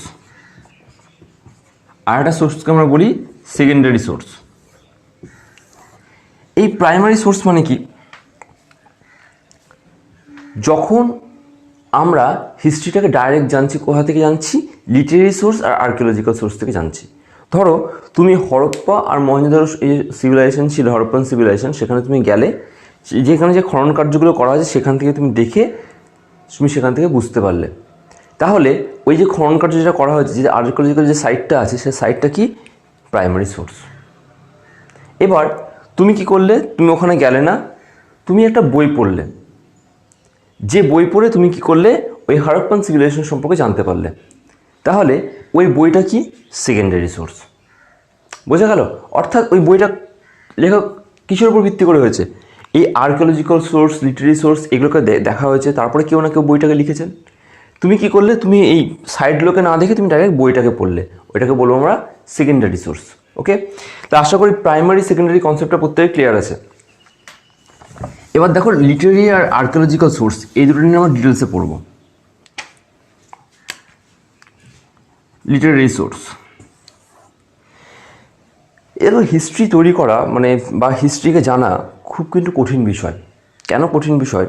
কারণ আমাদের ইন্ডিয়ান হিস্ট্রিতে আমরা কিন্তু সিকোয়েন্স হিসেবে কিছু পাইনি। আজকে হয়তো এটা পেয়েছি, কালকে ওটা পেয়েছি, এখানে একটা পেয়েছি, ওখানে একটা পেয়েছি, তো এগুলোকে কিন্তু মেলাতে হয়েছে সব। ধরো কাশ্মীরে কিছু একটা পাওয়া গেলে, দেখা যাচ্ছে তার দীর্ঘ বছর পর কন্যাকুমারীতে কিছু একটা পাওয়া গেলে, এই দুটোকে তো লিঙ্ক করা হচ্ছে। ঠিক আছে, এবার এই যে লিটারেরি সোর্স আছে, এই লিটারেরি সোর্সকে আমরা ভাগ করব, কিছু কিছু ভাগ করব। কী প্রকারে আছে? বৈদিক লিটারেচার, অর্থাৎ বৈদিক যুগে যে সমস্ত টেক্সটগুলো পাওয়া গেছে, জৈন লিটারেচার, বুদ্ধিস্ট লিটারেচার, কৌটিল্যের অর্থশাস্ত্র, প্রত্যেকের নাম শুনেছে অর্থশাস্ত্রের। আচ্ছা, কি আছে? এপিক্স আছে এখানে, এখানে বায়োগ্রাফি আছে, পোয়েট্রি আছে, ড্রামা আছে, সংঘম লিটারেচার আছে, তাই তো? আচ্ছা, আর উপনিষদ আছে। এইগুলো হচ্ছে আমাদের লিটারেরি সোর্স। বৈদিক literature, Jain literature, Buddhist literature, কৌটিল্যের অর্থশাস্ত্র, epics, biography, poetry, drama, Sangam literature and Upanishad. মোটামুটি এগুলো থেকেই কিন্তু আমরা অ্যানশিয়েন্ট হিস্ট্রি জানতে পারি। এবার এই লিটারেরি সোর্সের সমস্যাটা কি? কী সমস্যা হয় এখানে জানো? ধরো আমি হচ্ছি এই মুর্শিদাবাদের নবাবের পৃষ্ঠপোষকতা করছি, অর্থাৎ আমি তার অধীনে রয়েছি, আমি একজন লেখক। তা আমি যখনই কোনো বই লিখব, আমি কি করব? সেখানে বাড়িয়ে বাড়িয়ে তার ব্যাপারে লিখব। কিন্তু হয়তো লিখব আমাদের নবাব একদিন নদীতে নেমেছিলেন, একটা কুমির এলো, কুমিরটাকে তিনি এক হাত দিয়ে নিজেই মেরে ফেললেন। এরকম ধরনের বানিয়ে বানিয়ে কিন্তু প্রচুর লেখা আছে। অর্থাৎ রাজাকে খুশি করার জন্য, মহারাজাকে খুশি করার জন্য কিন্তু প্রচুর বানিয়ে বানিয়ে লেখা হতো। প্লাস আর একটা সমস্যা কি, আমাদের যে টেক্সটগুলো রয়েছে এগুলোর কিন্তু হিস্ট্রির জন্য লেখা হয়নি। এই যে বৈদিক লিটারেচার বলো, জৈন বলো, বুদ্ধিস্ট লিটারেচার বলো, অর্থশাস্ত্র বলো, এর মধ্যে কিন্তু বেশিরভাগই কিন্তু মানে সেরকম করে কোনো কিছু কিন্তু হিস্ট্রির জন্য লেখা হয়নি। সবগুলোর মেন পার্ট কী ছিল? রিলিজিয়াস, কালচার, হ্যাঁ, সায়েন্স অ্যান্ড টেক, বুঝতে পেরেছো? কসমোলজি, কসমোগনি, এই সমস্ত বিষয় নিয়ে কিন্তু এখানে লেখাপত্র রয়েছে। ফলে এগুলোকে হিস্ট্রির জন্য ইউজ করা কিন্তু খুব কঠিন বিষয়। ওকে, আচ্ছা, তবে কালহানের রাস্তারঙ্গিনী সেটা খুব ভালো হিস্ট্রি হিসেবে ধরা হয়। আচ্ছা, এবার পরের ক্লাসে কিন্তু আমরা এই বৈদিক লিটারেচারকে ভেঙে পড়বো, কত রকমের বৈদিক লিটারেচার আছে, কীভাবে আছে, এটা নেক্সট ক্লাসে পড়বো। জৈন লিটারেচার নেক্সট ক্লাসে এইভাবে পড়বো। প্রতিটা পার্ট কিন্তু আমরা ভাঙবো, ভেঙে ভেঙে পড়বো। ওকে, আর আর্কিওলজিক্যাল সোর্সের মধ্যে কী রয়েছে? আর্কিওলজিক্যাল সোর্সের মধ্যে মেনলি তিনটে বিষয় রয়েছে।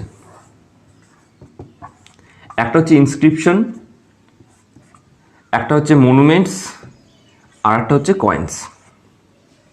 ঠিক আছে, এবার এই আর্কিওলজিক্যাল সোর্স কিন্তু খুব বিশ্বস্ত। লিটারেরি সোর্স কি বিশ্বস্ত নয়? কেন বিশ্বস্ত নয়? ওখানে কি বানিয়ে বানিয়ে লিখতে পারে। প্লাস আর একটা সমস্যা কি, ওখানে ইন্টারপোলেশন হয়। ধরো আজকে আমি এই বইটা লিখলাম, একটা বই লিখলাম, ধরো ওখানে বই নেই আমার হাতের সামনে, আমি একটা বই লিখলাম, দেখা যাচ্ছে দু বছর পর এই বইটার মধ্যে আরও কেউ কিছু সংযোজন করলো, এডিশন করলো, তাই তো, কিন্তু সঠিক ডেট সম্পর্কে বোঝা যায় না।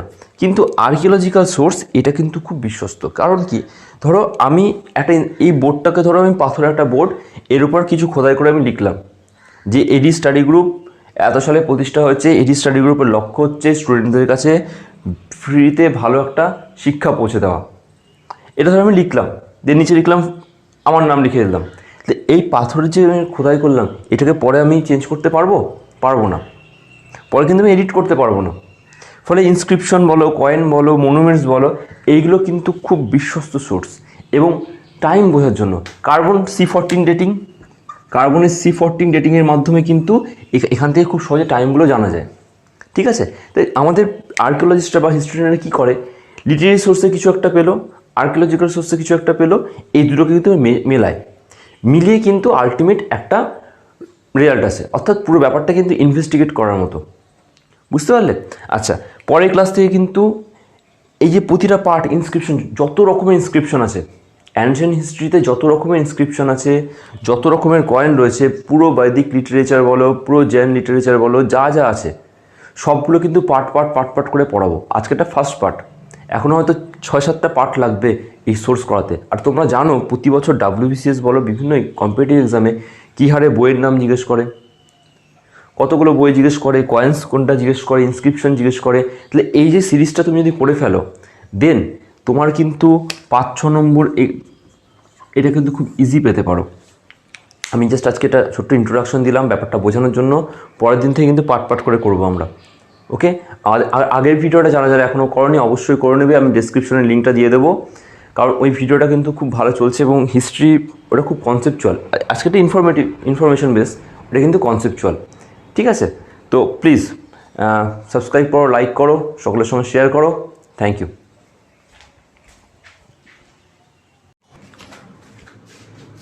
Welcome to AD study group. দেখো, আমাদের সোর্সেস অফ অ্যানশিয়েন্ট হিস্ট্রি এর উপর একটা বেসিক ক্লাস হয়ে গেছিলো হিস্ট্রির সেকেন্ড ক্লাসে। আজকে আমরা বলেছিলাম এরপর সোর্সের যে পার্টগুলো আছে সেগুলোকে আমরা একটা করে মাইক্রো করে ছোটো করে পড়ে সেগুলোকে রেডি করবো, রাইট? আচ্ছা, যারা এখনও সোর্সেস অফ অ্যানশিয়েন্ট হিস্ট্রি ক্লাসটা করনি অবশ্যই করে নেবে। আমি প্লেলিস্ট করে দিয়েছি, প্লেলিস্টে তোমরা পেয়ে যাবে হিস্ট্রি প্লেলিস্টে। তো আমি একবার বলে দিই সোর্সকে আমরা কীভাবে ভেঙেছিলাম দুভাগে, একটা হচ্ছে আর্কিওলজিক্যাল সোর্স, একটা হচ্ছে লিটারি সোর্স, তাই তো? আর আর্কিওলজিক্যাল সোর্স ভাঙা ছিল ইনস্ক্রিপশন, কয়েন্স অ্যান্ড মনুমেন্টসের উপর। আজকে আমরা পড়বো ইনস্ক্রিপশনের উপর। ঠিক আছে, দেখো আমি হিস্ট্রিতে যেটা করেছিলাম এর আগে কনসেপচুয়াল করেছিলাম, তবে হিস্ট্রির কিছু জায়গায় কিন্তু ইনফরমেশনের উপর বেস করে থাকে। তাহলে যেগুলো ইনফরমেশনের উপর বেস করে থাকবে সেগুলো কি আমরা পৃষ্ঠার পর পৃষ্ঠা মুখস্থ করবো? না, আমি দেখো বোর্ডের মধ্যে যে লিখেছি ইনস্ক্রিপশনটা, এখানে কিন্তু ইনস্ক্রিপশনটাকে একটা পেজের মধ্যে নিয়ে এসেছি। এই পুরো বোর্ডে যেটা লেখা আছে তোমরা যদি একটা A4 পেপারে লিখে নাও, তাহলে কিন্তু একটা A4 পেপারের মধ্যে কিন্তু তোমাদের পুরো ইনস্ক্রিপশনটা রেডি হয়ে যাবে। ওকে, দেখো ইনস্ক্রিপশনকে প্রথমে কি সার্কেল করলাম, সার্কেলের মধ্যে কী লিখলাম? ইনস্ক্রিপশন। এবার 1 নম্বরে আমি কী লিখেছি? Harappan script. হরপ্পান স্ক্রিপ্ট হচ্ছে 1 নম্বরে। আচ্ছা, হরপ্পান স্ক্রিপ্ট কি? এটা হচ্ছে আর্লি স্ক্রিপ্ট, বাট এটা কিন্তু আনডিসিপিয়ার্ড, অর্থাৎ এর অর্থ কিন্তু আমরা এখনও বুঝতে পারিনি। তাই পরীক্ষা যদি জিজ্ঞেস করে আর্লি আনডিসিপিয়ার্ড স্ক্রিপ্ট বা আর্লি আনডিসিপিয়ার্ড ইনস্ক্রিপশন, তাহলে অ্যান্সার কী হবে? Harappan script. Okay, next Ashokan inscription. Ashokan inscription কিন্তু আর্লি ডিসিপিয়ার্ড ইনস্ক্রিপশন, মানে প্রথম ইনস্ক্রিপশন যেটা আমরা বুঝতে পেরেছিলাম। ঠিক আছে, এই অশোকান স্ক্রিপ্ট মেনলি কোথায় পেয়েছি আমরা? দেখো লিখেছি আমি এখানে তীরচিহ্ন দিয়ে, founded on rock surface and stone pillars. Rock surface এবং স্টোন পিলারের উপর কিন্তু এই অশোকান স্ক্রিপ্টগুলো পাওয়া গেছে। এখান থেকে আমরা কী জানতে পারি? Social, religious and administrative matters. কী জানতে পারি? Social, religious and administrative matter. পাশে কিন্তু আমি ছোট্ট করে ব্র্যাকেটের মধ্যে লিখে রেখেছি, ফলে তোমরাও কিন্তু লিখে রাখো। ওকে, নেক্সট যে ইনস্ক্রিপশনটা আমরা বলবো সেটা হচ্ছে 3 নম্বর। দেখো, Junagadh rock inscription. Junagadh rock inscription, এই জুনাগড় রক ইনস্ক্রিপশন কার ছিল? রুদ্রদামনের ছিল। ঠিক আছে, এই ইনস্ক্রিপশনটা এই জন্য ইম্পর্টেন্ট কারণ এখানে আমরা একটা ওয়াটার রিজার্ভারের কথা জানতে পারি, সেটা হচ্ছে সুদর্শনা লেক। দেখো পাশে কিন্তু আমি লিখে রেখেছি water reservoir Sudarshana lake. Okay, next 4 number Allahabad pillar inscription. Allahabad pillar inscription এটা কার ছিল? সমুদ্রগুপ্তের ছিল। এখান থেকে আমরা কী কী জানতে পারলাম? Social and religious welfare activities. তো তোমরা লিখে দাও Allahabad pillar inscription of Samudragupta, ব্র্যাকেটের মধ্যে লিখে রাখো social and religious welfare activities. ঠিক, নেক্সট 5 নম্বরে কী লিখেছি আমি? Aihole inscription of Chalukya king Pulakeshi two. ঠিক আছে, এবং এখান থেকে আমরা কী কী জানতে পারি? Achievements and dynastic chronology. Okay, এইটা হচ্ছে ইনস্ক্রিপশনের ওপর। এবার এই ইনস্ক্রিপশন যেগুলো আমরা পেয়েছি এগুলো কেন আমাদের কাছে খুব রিলায়েবল? কারণ এগুলো কি লেটার ইন্টারপোলেশন হয় না। আমি আগের দিন বুঝিয়েছিলাম যে কি হয়, ইনস্ক্রিপশন যেটা আছে এইটা কি সবথেকে বিশ্বস্ত আমাদের কাছে সোর্স। ঠিক আছে, কারণ এটা একটা ভালো কন্টেম্পোরারি ডকুমেন্ট হিসেবে কাজ করে, এটার কি লেটার ইন্টারপোলেশন হয় না। এবং এই যে ইনস্ক্রিপশনগুলো তুমি দেখছো, ইনস্ক্রিপশনগুলো থেকে কিন্তু আমরা সে সময়কার সোশ্যাল অ্যান্ড রিলিজিয়াস অ্যাক্টিভিটিস বলো, সে সময়কার অ্যাডমিনিস্ট্রেটিভ লাইফ বলো, ঠিক আছে, সে সময় যে বিভিন্ন স্টাডিগুলো হতো সেইগুলো নিয়ে বলো। এবং আরেকটা বিষয় খুব ইম্পর্টেন্ট, সেটা হচ্ছে একটা রাজ্যের কতটা পর্যন্ত বিস্তৃত সেটা বোঝার জন্য কিন্তু ইনস্ক্রিপশনটা খুব ইম্পর্টেন্ট ছিল। ধরো আমি মুর্শিদাবাদের নবাব, তাহলে আমি এখানে কোনো একটা রুল চালু করব, তাহলে সেটা আমি ইনস্ক্রিপশনের মাধ্যমে কোথায় দেবো? মুর্শিদাবাদের এরিয়ার মধ্যে দেবো। তাহলে আমার এই ইনস্ক্রিপশনগুলো এই এরিয়ার মধ্যে দেখে কী বোঝা যাবে যে আমার রাজত্ব কতটা পর্যন্ত ছিল। আমি নিশ্চয়ই এখানকার ইনস্ক্রিপশন গিয়ে চায়নাতে বা পাকিস্তানে গিয়ে দিয়ে আসবো না, তাই তো, বা কাশ্মীরে গিয়ে দিয়ে আসবো না, কারণ ওখানে তো আমার রাজত্ব নেই। তা আমার রাজত্ব কি এই টেরিটরির মধ্যে আছে। ঠিক, তাহলে ইনস্ক্রিপশনে একটা কি খুব ভালো কন্টেম্পোরারি ডকুমেন্ট, একটা খুব রিলায়েবল সোর্স, কারণ লেটার ইন্টারপোলেশন হয় না, আর একটা কি ডায়নাস্টি ক্রোনোলজি বলো, বা আমার কিংডম কতটা পর্যন্ত বিস্তৃত সেটা জানার জন্য খুব ইম্পর্টেন্ট। আর আমি দেখো এই পার্ট করে করলাম, প্রতিটা ইনস্ক্রিপশন যেখানে লেখা আছে দেখবে তোমরা প্রিভিয়াস ইয়ারে কোশ্চেন খুলে প্রতিটা কিন্তু মোটামুটি থাকে। ডাইরেক্ট প্রশ্ন করে জুনাগড় রক ইনস্ক্রিপশন কার ছিল? রুদ্রদামনের ছিল। এখান থেকে আমরা কী জানতে পারি? ঠিক আছে, এরকম ধরনের প্রশ্নগুলো পরীক্ষায় থাকে। সেই জন্য আমি ইনস্ক্রিপশনের উপর তোমাদের একটা শর্ট ভিডিও করে দিলাম, তোমাদের কিন্তু খুব হেল্পফুল হবে। আর অবশ্যই আমি এটাকে ডিকটেট করে দিয়েছি, তোমরা কিন্তু অবশ্যই এই নোটটা নিয়ে নেবে। এর পরের দিন আমরা পয়েন্ট পড়াবো, তারপরে কিন্তু জিওগ্রাফি অ্যান্ড পলিটি স্টার্ট হবে। ঠিক আছে, জিওগ্রাফি পলিটির কয়েকটা ভিডিও দেবো, তারপরে আবার ফিজিক্স, হিস্ট্রি, ইকোনমি। ঠিক আছে, আমরা কিন্তু এইভাবে চলবো, একটা সাবজেক্টের উপর 2-3টে ভিডিও, দেন স্টপ, আবার একটা সাবজেক্টেও 2-3টে ভিডিও। তাহলে কী হবে, আমরা একসঙ্গে 4-5টা সাবজেক্ট নিয়ে একসঙ্গে এগাতে পারবো। Okay, thank you. Welcome to AD study group. দেখো আমরা হিস্ট্রিতে আর্কিওলজিক্যাল সোর্সগুলো পড়ছিলাম, তাই তো? আগের ক্লাসে আমরা ইনস্ক্রিপশন পড়েছিলাম, আজকে আমরা কয়েন্স পড়বো। অর্থাৎ অ্যানশিয়েন্ট হিস্ট্রিতে আমরা যে কয়েনগুলো পেয়েছি বা যে কয়েনগুলো আমাদের অ্যানশিয়েন্ট হিস্ট্রি জানতে সাহায্য করছে সেগুলো সম্পর্কে আজকে সবটাই আমরা পড়বো। ওকে, তো যারা আগের ক্লাসগুলো এখনও করনি, হিস্ট্রি প্লেলিস্ট করা আছে, ওখানে হিস্ট্রির 3টে ভিডিও পোস্ট রয়েছে। Introduction of history, next sources of history, ancient history, next inscription, আর আজকে হচ্ছে কয়েন। ওকে, দেখো কয়েনকে আমরা মেনলি 5 ভাগে ভাগ করেছি। 1 নম্বরে কী লিখেছি? 5 মার্ক কয়েন্স। বোর্ডের লেখাগুলো তোমরা হয়তো ভালো করে বুঝতে পারছো না, আমি জানি, আমি সেজন্য ডিকটেট করে দিচ্ছি, তোমরা খাতায় নোট নিয়ে নিতে পারবে। আসলে চ্যানেলটা মনিটাইজেশন হয়ে যাবে, তারপরে যে টাকাটা আসবে সেই টাকাটা পুরোপুরি আমি ডিজিটাল বোর্ডের জন্য ইনভেস্ট করে দেবো। ওকে, আপাতত একটু কষ্ট করে পড়ো, শিখতে হলে একটু কষ্ট করতে হয় প্রথম। ওকে, ভালো কিছু পেতে গেলে একটু কষ্ট করতে হয়। যাই হোক, 1 নম্বরে কী আছে? 5 মার্কড কয়েন্স। ঠিক আছে, দেখো, আর তার নিচে কী লেখা আছে? Earliest coins in the subcontinent. তার নিচে লেখা আছে মোস্টলি সিলভার, কমাতে লেখা আছে সিম্বল। আমি কি বলেছিলাম, যে পোর্শনগুলো ইনফরমেশন বেস হবে সেই পোর্শনগুলোতে আমরা কী করবো, এমনভাবে A4 পেজের মধ্যে লেখাটা লিখে নেব যাতে আমাদের বইয়ের পৃষ্ঠা ধরে মুখস্থ করার দরকার না পড়ে, একটা পেজেতে আমরা ওভারঅল জিনিসটা রেডি করে ফেলতে পারি। ওকে, আজকে কিন্তু সেভাবেই করব। ঠিক, তাহলে 5 মার্ক কয়েন কি? এগুলো আমরা পুরো সাবকন্টিনেন্ট যা আছে, একদম ধরো মগধ থেকে তাকশিলা, এই পুরোপুরি রিজিয়নের মধ্যে আমরা 5 মার্ক কয়েনটা পেয়েছিলাম। এই কয়েনগুলোতে কী থাকতো? সিম্বল থাকতো, বিভিন্ন পাখির সিম্বল, কোনো সময় পশু পাখির সিম্বল। ঠিক আছে, এবং এগুলো ছিল মোস্টলি সিলভারের উপর হতো কয়েনগুলো। ঠিক আছে, নেক্সট 2 নম্বর ইন্দো গ্রিক কয়েন্স। এই ইন্দো গ্রিক কয়েন্সটা কিন্তু খুবই ইম্পর্টেন্ট, কারণ এখান থেকে আমরা মোট 40টা ইন্দো গ্রিক রাজার সম্পর্কে জানতে পারি। যদি এই কয়েনগুলো আমরা না পেতাম তাহলে কী হতো, আমরা কিন্তু তাদের সম্পর্কে কোনোদিন জানতে পারতাম না। এই কয়েনগুলো দেখো লেখা আছে ইন্দো গ্রিক কয়েন্স, তার নিচে দেখো লেখা আছে মোস্টলি সিলভার অ্যান্ড কপার। বুঝতেই পারছো, এগুলো সিলভার এবং কপার দিয়ে তৈরি হতো। আচ্ছা, এখানে কিন্তু আরও কিছু জিনিস জানতে পারি, যে বিভিন্ন গড, ঠিক আছে, বিভিন্ন, আর এর আর্টিস্টিক ফিচারটা খুব সুন্দর ছিল। ঠিক আছে, ইন্দো গ্রিকদের কিন্তু কয়েন্সগুলোর আর্টিস্টিক ফিচারটা খুব সুন্দর ছিল। সেজন্য দেখো এখানে লিখে রেখেছি mostly silver and copper, deity, artistic and 40 kings. তাহলে যখনই তুমি এটা পড়ছো তোমার কিন্তু ওভারঅল পুরো বিষয়টা মনে পড়ে যাবে। ঠিক, নেক্সট 3 নম্বর কী আছে, কুশনস কয়েন্স। ঠিক আছে, আগে লিখে নাও, তারপরে আমি বলে দিচ্ছি। কুশনস কয়েন্স, তার নিচে লেখা আছে মোস্টলি গোল্ড অ্যান্ড কপার, তারপরে লেখা আছে কনিষ্ক অ্যান্ড বাসুদেব, কমা দিয়ে লেখা আছে গডস অ্যান্ড গডেস, তার পাশে কমা দিয়ে লেখা আছে Northern part up to Bihar. ব্যাপারটা বলে দিই, এই কুশনস কয়েন্স কিন্তু একদম আমাদের যে নর্দার্ন রিজিয়নটা আছে ইন্ডিয়ার, একদম বিহার পর্যন্ত এই পুরো পোর্শনে কিন্তু আমরা এই কুশনস কয়েনটা পেয়েছিলাম। এবং এখান থেকে কি এই কনিষ্ক এবং বাসুদেবের সম্পর্কে জানতে পারি। ঠিক আছে, আর এছাড়া এখানে বিভিন্ন গড এবং গডেস সম্পর্কে জানতে পারি। এবার একটা বিষয় বোঝার চেষ্টা করো, এখানে কি লেখা আছে মোস্টলি গোল্ড অ্যান্ড কপার। কখন গোল্ড কয়েন হবে? যখন কি ইকোনমি ভালো হবে। তাহলে এটা তোমরা আশা করি বুঝতে পারছো, যখন গোল্ড কয়েন এখানে আসছে এই কুশন পিরিয়ডে কিন্তু ইকোনমিটা ভালো ছিল। ঠিক আছে, এইভাবে কিন্তু কনসেপচুয়ালি পড়তে হবে। আমি যখন অ্যানশিয়েন্ট হিস্ট্রি প্রতিটা এজ ধরে ধরে পড়াবো, বৈদিক এজ থেকে শুরু করে পরপর এজ ধরে ধরে পড়াবো, তখনও কিন্তু আমি এগুলো বলবো। ঠিক আছে, এগুলো থেকে কী করে আমরা রিলেট করে সে সঙ্গে সোসাইটি জানতে পারছি, ইকোনমি জানতে পারছি, পলিটি জানতে পারছি, সেগুলো কিন্তু আরও ডিটেলসে ওখানে বলবো। ঠিক আছে, আজকে কিন্তু ওভারঅলটা দিচ্ছি কয়েন্সের, যেখানে আর এখান থেকে প্রচুর প্রশ্ন থাকে পরীক্ষায়, মাঝে মধ্যে প্রশ্ন থাকে, তোমাদের রেডি করতে খুব সুবিধা হবে। নেক্সট দেখো কী আছে 4 নম্বরে, গুপ্তা কয়েন্স। ঠিক আছে, এই গুপ্তা কয়েন্স ছিল কিন্তু গোল্ড কয়েন্স, এবং এই গোল্ড কয়েনগুলোর নাম কী ছিল? দিনারাস। ঠিক আছে, গোল্ড কয়েন, দিনারাস।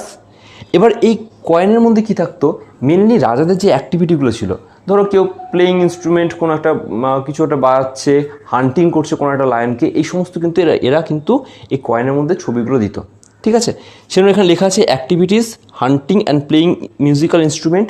ফর এক্সাম্পল যেমন ধরো সমুদ্রগুপ্ত প্লেয়িং বীণা। তোমরা প্রত্যেকে জানো সমুদ্রগুপ্তের যে বীণা একটা কয়েন পাওয়া গেছিলো, যেখানে সমুদ্রগুপ্ত কি বীণা বাজাচ্ছে, সেটা কি গুপ্তা পিরিয়ডে। এবং আর একটা বিষয় ভালো করে বোঝো, এই সময় যে গোল্ড কয়েন ছিল বেশিরভাগই কিন্তু গোল্ড কয়েন ছিল, এবং তার কোয়ালিটি কিন্তু খুব ভালো ছিল। তার মানেটা কি? তার মানে এইটাই, এই গুপ্তা পিরিয়ডে ইকোনমি কিন্তু চরমে ছিল।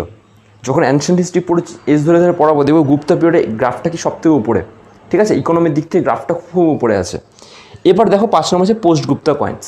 এখানে এসে কী হলো, gold coins in decline in number and purity, অর্থাৎ গোল্ড কয়েনের নাম্বারটাও কমে গেল এবং তার সঙ্গে কিন্তু আর অতটা পিওর থাকলো না, অর্থাৎ পিওর গোল্ডের কিন্তু কয়েনগুলো আর পাওয়া যাচ্ছে না। ফলে কি, এটাই বুঝতে পারছি যে ইকোনমিটা কিন্তু এবার আস্তে আস্তে নিচের দিকে নেমে যাচ্ছে। ঠিক আছে, আশা করি এই একটা A4 পেজের মধ্যে তোমরা এই পুরোটা যদি লিখে নাও, তোমাদের কয়েন নিয়ে আর কোনো সমস্যা হবে না। ঠিক আছে, এবার দেখো আমাদের যে লিটারেরি সোর্সগুলো ছিল, বৈদিক লিটারেচার বলো, বুদ্ধিস্ট লিটারেচার বলো, জৈন লিটারেচার বলো, এগুলো কিন্তু আমি আলাদা করে ক্লাস নেব না। যখন আমি বৈদিক এজ পড়াবো তখন বৈদিক এজের সঙ্গে বৈদিক লিটারেচার পড়াবো, যখন বুদ্ধিজম পড়াবো বুদ্ধিজমের সঙ্গে বুদ্ধিস্ট লিটারেচার পড়াবো। ঠিক আছে, তাহলে এই যে সোর্সের যে ক্লাসটা কিন্তু এখানে স্টপ হলো, এরপর থেকে কিন্তু আমরা বৈদিক এজ থেকে পড়া স্টার্ট করবো। ওকে, যারা যারা এখনও আগের ক্লাসগুলো করনি অবশ্যই করে নেবে এবং অবশ্যই কমেন্ট করে জানাবে ক্লাসগুলো কেমন লাগছে, কারণ তোমাদের ফিডব্যাকটা আমার কাছে খুব ইম্পর্টেন্ট হয়। ঠিক আছে, যেমন একজন আমাকে ফিডব্যাক দিয়েছিল, স্যার প্লিজ একটু ডিকটেট করে দেবেন, আমি ডিকটেট করে দিই। ঠিক আছে, একজন ফিডব্যাক দিয়েছিল একটু শর্ট ভিডিও হলে ভালো হয়, আমি চেষ্টা করি এখন শর্ট ভিডিও করার। ঠিক আছে, যাতে তোমাদের কম সময়ের মধ্যে পড়াটা রেডি হয়ে যায়। ঠিক আছে, থ্যাংক ইউ। প্রত্যেকের সঙ্গে শেয়ার করবে, লাইক করবে, সাবস্ক্রাইব করবে। Thank you.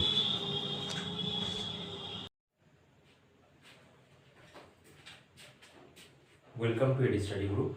দেখো আমরা বলেছিলাম অ্যানশিয়েন্ট হিস্ট্রি সিরিজ স্টার্ট হবে, আজকে অ্যানশিয়েন্ট হিস্ট্রির ফার্স্ট ক্লাস। এর আগে সোর্সের তো ক্লাস করেই দিয়েছি। আজকের ক্লাসে আমি তোমাদের প্রথমে এটা বলবো, ইন্ডিয়ান অ্যানশিয়েন্ট হিস্ট্রি কেন এতটা ইম্পর্টেন্ট, বিশেষ করে সিভিল সার্ভিসের ক্ষেত্রে। ওকে, নেক্সট আমি অ্যানশিয়েন্ট হিস্ট্রি পুরো পার্ট করব, দেন তোমাদের সিকোয়েন্সটা বোঝানোর চেষ্টা করব, এবং একটা ফার্স্ট পার্ট নিয়ে আজকে আমি ডিসকাস করব। ক্লাসটা একটু লেন্দি হবে, বাট তোমরা মন দিয়ে করো, কারণ অ্যানশিয়েন্ট হিস্ট্রিকে কিন্তু কনসেপচুয়ালি পড়ার জন্য বা কনসেপচুয়ালি বোঝার জন্য, ঠিক আছে, আজকের ক্লাসটা কিন্তু মিস করলে চলবে না। তাই ধৈর্য সহকারে ফোনের সামনে বসো এবং ক্লাসটাকে অ্যাজ এ অ্যাসেট তোমরা গ্রহণ করো। ওকে, দেখো অ্যানশিয়েন্ট হিস্ট্রি সিভিল সার্ভিসের ক্ষেত্রে এতটা কেন ইম্পর্টেন্ট, কারণ এই অ্যানশিয়েন্ট হিস্ট্রি যদি আমরা ঠিক করে না পড়ি, আমরা যদি কনসেপচুয়ালি না পড়ি, আমরা কিন্তু আমাদের সমস্যাগুলোকে সম্মুখীন যে হই সেগুলো সমাধান করতে পারবো না। আমি লাস্ট ক্লাসে তোমাদের বলেছিলাম সাস্টেনেবল ডেভেলপমেন্ট পড়ানোর সময় যে কী করে সাস্টেনেবল ডেভেলপমেন্টের সঙ্গে 6th সেঞ্চুরি বিসির আজীবিকার রিলেশন রয়েছে, তাই তো? ঠিক সেরকম করে এই অ্যানসিয়েন্ট হিস্ট্রি পুরো সিরিজটা করার পর তোমরা এটা বুঝতে পারবে যে হিস্ট্রি পড়ার অ্যাপ্রোচটা কী করে হয় কনসেপচুয়ালি, কী করে হিস্ট্রিটাকে আমরা লাইফে অ্যাপ্লাই করতে পারবো। আমি এর আগেও বলেছি হিস্ট্রি মানে কি, অতীতকে জানবো, সেই অতীতকে জেনে আমি বর্তমানের সঙ্গে রিলেট করবো এবং ভবিষ্যতে কী হতে চলেছে বা কী হবে সেটাকে আমি বুঝবো। তার জন্য কি দরকার, এই ইন্ডিয়ান অ্যানসিয়েন্ট হিস্ট্রি কিন্তু খুবই দরকার। ওকে, এবং এই অ্যানসিয়েন্ট হিস্ট্রি না ভালো করে কনসেপ্ট না পড়ে তুমি কিন্তু ভালো সিভিল সার্ভেন্ট কোনোদিনই হতে পারবে না। তুমি দেখবে এই হিস্ট্রির গুরুত্বটা কিন্তু এই জন্যই খুব বেশি, বিশেষ করে ডাব্লিউবিসিএস বলো, ইউপিএসসি বলো, যে কোনো ক্ষেত্রে, যে কোনো সিভিল সার্ভিসের ক্ষেত্রে কিন্তু এই হিস্ট্রির কিন্তু একটা বিশেষ গুরুত্ব রয়েছে। শুধু সাল মুখস্থ করার জন্য নয়, তারিখ মুখস্থ করার জন্য নয়, কোনো রাজার নাম মুখস্থ করা না, তার বংশ পরিচয় মুখস্থ করার জন্য কিন্তু হিস্ট্রি নয়, হিস্ট্রির কাজটা কিন্তু অন্য জায়গায়। আশা করি আগামী 6-7টা যে অ্যানসিয়েন্ট হিস্ট্রি পরপর ক্লাস হবে সেগুলো করলে তোমার পুরো বিষয়টা বুঝতে পারবে। ওকে, আচ্ছা, এবার দেখো হিস্ট্রিকে মেনলি প্রথমে আমরা 3টে ভাগে ভাগ করবো। একটা হচ্ছে প্রি হিস্ট্রি, প্রোটো হিস্ট্রি, তারপর হচ্ছে হিস্ট্রি। প্রি হিস্ট্রি মানে কি, যেখানে লিটারেরি সোর্স পাওয়া যাবে না, শুধুমাত্র আর্কিওলজিক্যাল সোর্স পাওয়া যাবে। যেমন ধরো স্টোন এজ, এখানে আমরা কি কোনো রিটেন ডকুমেন্ট পাইনি, শুধুমাত্র কি পেয়েছি আমরা, শুধুমাত্র আর্কিওলজিক্যাল সোর্স পেয়েছি। তারপরে আসবে প্রোটো হিস্ট্রি, এখানে কি হবে, লিটারেরি সোর্স পাওয়া যাবে কিন্তু সেটাকে আমরা বুঝতে পারবো না, কি লেখা আছে সেটা বুঝতে পারবো না, তার সঙ্গে কি পাবো, আর্কিওলজিক্যাল সোর্স পাবো, যেমন ধরো ইন্দাস ভ্যালি সিভিলাইজেশন। আর হিস্ট্রি মানে কি, যেখানে আমরা লিটারেরি সোর্স পাবো এবং সেটা বুঝতেও পারবো এবং তার সঙ্গে কি হবে, আমরা আর্কিওলজিক্যাল সোর্সও পাবো, যেটা কি বৈদিক এজ থেকে স্টার্ট হয়। তো এই যে প্রথম দুটো পার্ট আছে pre history and proto history, এই দুটো কিন্তু একটু ইনফরমেশন বেস, ঠিক আছে, কারণ এর সঙ্গে আমরা বেশি কিছু জানতে পারিনি যেহেতু লিটারেরি সোর্স নেই বলে। তবু এই প্রি হিস্ট্রিকে কিন্তু আমি কনসেপচুয়ালি করাবো, আজকেই করাবো, কনসেপচুয়ালি করাবো, কনসেপচুয়ালি তোমাদের বোঝাবো, যেটা তোমরা এতদিন ধরে মুখস্থ করছিলে, ঠিক আছে, সেটাকে হচ্ছে কনসেপচুয়ালি বোঝাবো। এরপরে কিন্তু আমি বৈদিক এজ থেকে স্টার্ট করবো, মাঝে যে ইন্দাস ভ্যালি সিভিলাইজেশন এটার উপর পরে আমি একটা আলাদা করে ক্লাস নেবো, কারণ কি যেহেতু কনসেপচুয়ালি পরপর ক্লাস করাচ্ছে, তো এই কনসেপচুয়াল সিরিজটাকে আমি ধরে রাখবো এবং মাঝে যে ইনফরমেশন বেস যে ইন্দাস ভ্যালি সিভিলাইজেশন আছে সেটা কিন্তু আমি পরে একটা ক্লাস নেব। ওকে, আচ্ছা, এবার দেখো আমাদের এই যে পার্টটা আছে প্রি হিস্ট্রি পার্ট, তাই তো, এটাকে আমরা মেনলি বলি থাকি স্টোন এজ। এই স্টোন এজকে আমরা মেনলি 3টে ভাগে ভাগ করব। প্রথমটাকে কি বলবো, প্যালিওলিথিক এজ, তারপরটাকে বলবো মেসোলিথিক এজ, তারপরটাকে বলবো আমরা নিওলিথিক এজ, ঠিক আছে। এই স্টোন এজকে আমরা এই 3টে মেন ভাগে ভাগ করব, প্যালিওলিথিক, মেসোলিথিক অ্যান্ড নিওলিথিক।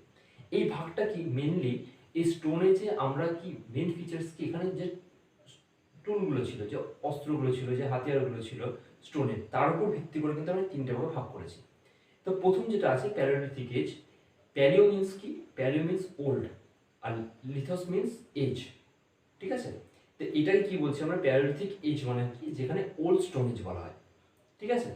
এবং হিউম্যান হিস্ট্রি কিন্তু 99% এই প্যালিওলিথিক এজের মধ্যে লুকিয়ে আছে, ঠিক।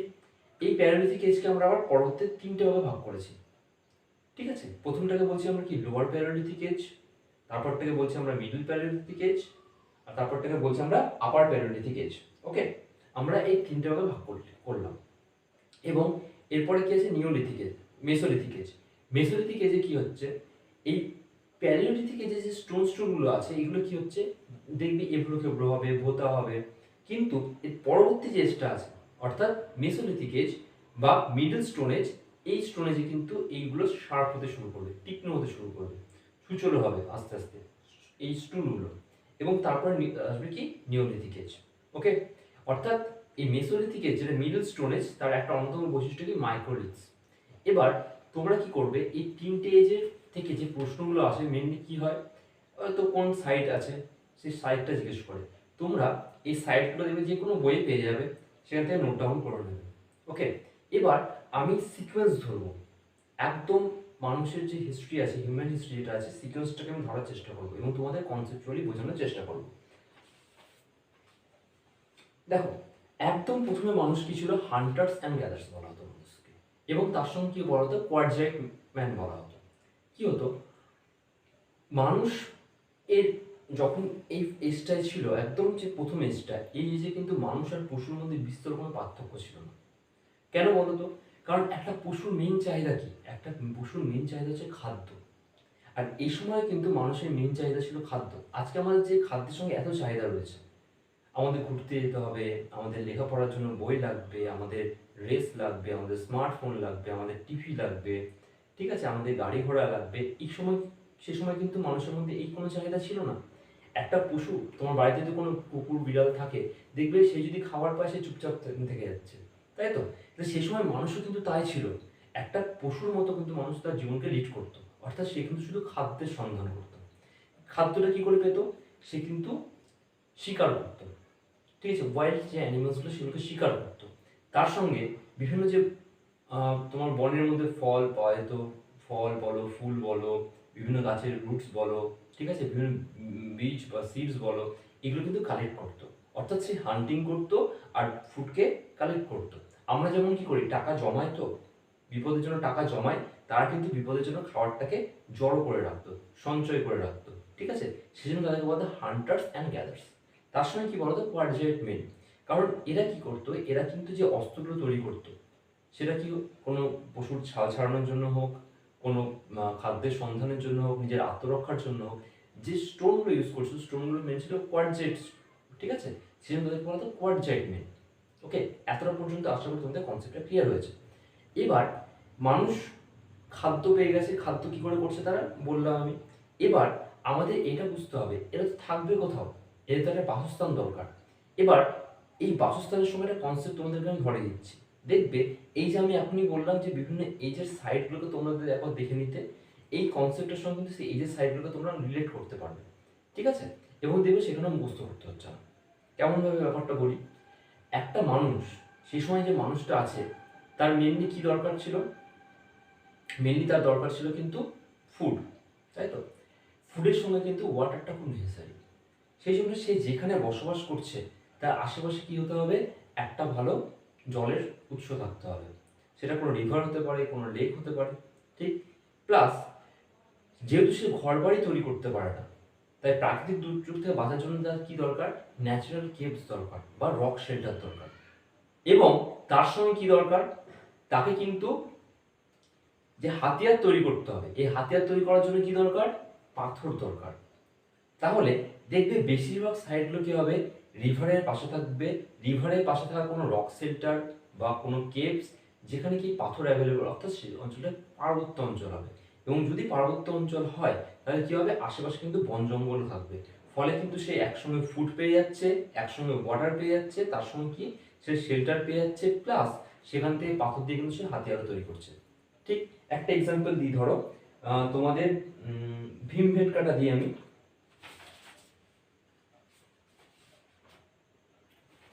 আচ্ছা, ধরো ভীমবেটকা কেভ। দেখবে এই যে আমাদের এখানে নর্মদা রিভার আছে, এই ম্যাপে দেখো নর্মদা রিভার, এখানটা করা আছে ভীমবেটকা, ঠিক আছে। এই ভীমবেটকাটা হচ্ছে ন্যাচারাল কেভস এবং রক শেল্টার। এবং এখানে রিভার আছে, ফলে জলের ভালো উৎস, জল থেকে আবার মাছও পেয়ে যাচ্ছে তারা, ঠিক। প্লাস এই অঞ্চলটা যখন কেভস আছে তারা আশ্রয় পেয়ে যাচ্ছে থাকার জন্য। এবং তার সঙ্গে কি হচ্ছে, তার সঙ্গে কিন্তু তারা এখান থেকে পাথরও পেয়ে যাচ্ছে, ভালো কোয়াড্রেট পাথর পেয়ে যাচ্ছে, ঠিক আছে। এইটা হচ্ছে ভীমবেটকা। তোমরা দেখবে ভীমবেটকা সাইটটা তোমাদের রয়েছে। এই সাইটটা কেন আমি এক্সাম্পলে দিলাম, এটা কিন্তু এক্সাম্পলে মানে পরীক্ষা আগে এসেছিল। আমি কিছু কোশ্চেন এখানে নোট করে নিয়েছি, যেগুলো আগে কোশ্চেন পরীক্ষা এসেছিল সেগুলো আমি ডিসকাস করে দেবো এক্সাম্পলের মাধ্যমে। তাহলে কিন্তু তোমাদের প্রিভিয়াস ইয়ারগুলো আজকে সলভ আউট হবে কিছুটা ক্লাসের মধ্যে, বুঝতে পেরেছো? আচ্ছা, নেক্সট। এবার এই যে মানুষগুলো আছে, এরা তো একটা জায়গায় বসবাস করছে, ধরো এখানে বসবাস করছে, কিন্তু এদের মধ্যে কিন্তু আর একটা বৈশিষ্ট্য দেখা যেত। কি বৈশিষ্ট্য? এরা কিন্তু একটা জায়গায় বেশি দিন স্থির থাকতো না, তারা কিন্তু একটা জায়গা থেকে আর একটা জায়গায় মুভ করতো। এই মুভ করার পিছনে কিন্তু কিছু কারণ ছিল, ঠিক আছে। এক নম্বর কারণ কি? প্রথম হচ্ছে ফুড, এটা হচ্ছে মেন কারণ। ফুড, দেখো ফুডের ক্ষেত্রে কি কি হবে, তাদের ফুডের সোর্স কি? একটা হচ্ছে তারা শিকার করছে। এবার একটা অঞ্চলে যে পশুগুলো থাকে তারা কিন্তু এক জায়গায় স্থির থাকে না। দেখা যাচ্ছে তারা আজকে এখানে আছে, আজকে এখানে ঘাস শেষ হয়ে গেছে, পরের দিন এখান থেকে কিন্তু তারা আরেক জায়গায় চলে যাবে খাদ্যের সন্ধানে, পশুগুলো। এবার যে মানুষগুলো শুধুমাত্র এদের শিকার করে বেঁচে আছে, তারাও কিন্তু এই পশুদেরকে ফলো করতে করতে তাদের সঙ্গে কিন্তু চলতে থাকবে, ফলে তারা কিন্তু ক্রমাগত তাদের জায়গা চেঞ্জ করছে। 2 নম্বর রিজন কি, দেখা যাচ্ছে ধরো এই অঞ্চলটাতে কিছু মানুষ রয়েছে, তারা কি করলে এই অঞ্চলে যে বনের যে গাছ যা ছিল, ফলমূল যা ছিল, খেয়ে শেষ করে দিয়েছে, সবাই শেষ করবে, তাহলে এখানে তো আর খাদ্য পাবে না, ফলে কিন্তু তাদেরকে কিন্তু নতুন করে উদ্ভিদের সন্ধানে কিন্তু একটা জায়গা থেকে আরেকটা জায়গায় মুভ করতে হচ্ছে, ঠিক। প্লাস একটা গাছের মধ্যে কিন্তু সারা বছর ফল থাকে না। ধরো আম গাছ, এই সময় আম আছে, ঠিক, শীতের সময় তো আম থাকবে না, তাহলে এই আমের উপর নির্ভর করে কি মানুষ সারা বছর এখানে থেকে যেতে পারবে? পারবে না। তাহলে তারা কি একটা সময়, যে সময় গাছের ফলটা থাকছে সে সময় এখানে থাকছে, আবার যে সময় অন্য জায়গায় গাছের ফল থাকছে সে সময় আবার সেখানে চলে যাচ্ছে। এটা আরেকটা রিজন। আরেকটা লাস্ট রিজন কি, জল। কিছু কিছু নদী আছে যেগুলোতে সারা বছর জল প্রবাহিত হয়, কিছু কিছু জায়গায় কি কিছু সময় জল থাকে, কিছু সময় জল থাকে না। তো যখন এই জলের স্রোতের উৎসের পরিবর্তন হচ্ছে, বা জল থাকছে বা থাকছে না, তখন কিন্তু তাদেরকে জলের সন্ধানে নিজেদের জায়গাটা পরিবর্তন করতে হচ্ছে, ঠিক। এই কারণের জন্য কিন্তু তারা একটা জায়গা থেকে আরেকটা জায়গায় যাতায়াত করতো, বা একটা জায়গায় স্থির থাকতো না। ওকে, আশা করি এতটা পর্যন্ত প্রত্যেকের ক্লিয়ার হয়েছে, এতটা পর্যন্ত কনসেপ্ট প্রত্যেকের ক্লিয়ার। নেক্সট যে কনসেপ্টটায় যাব, এরপরে কি একটা ঘটনা ঘটে গেল, এইভাবে কিন্তু চলছিল।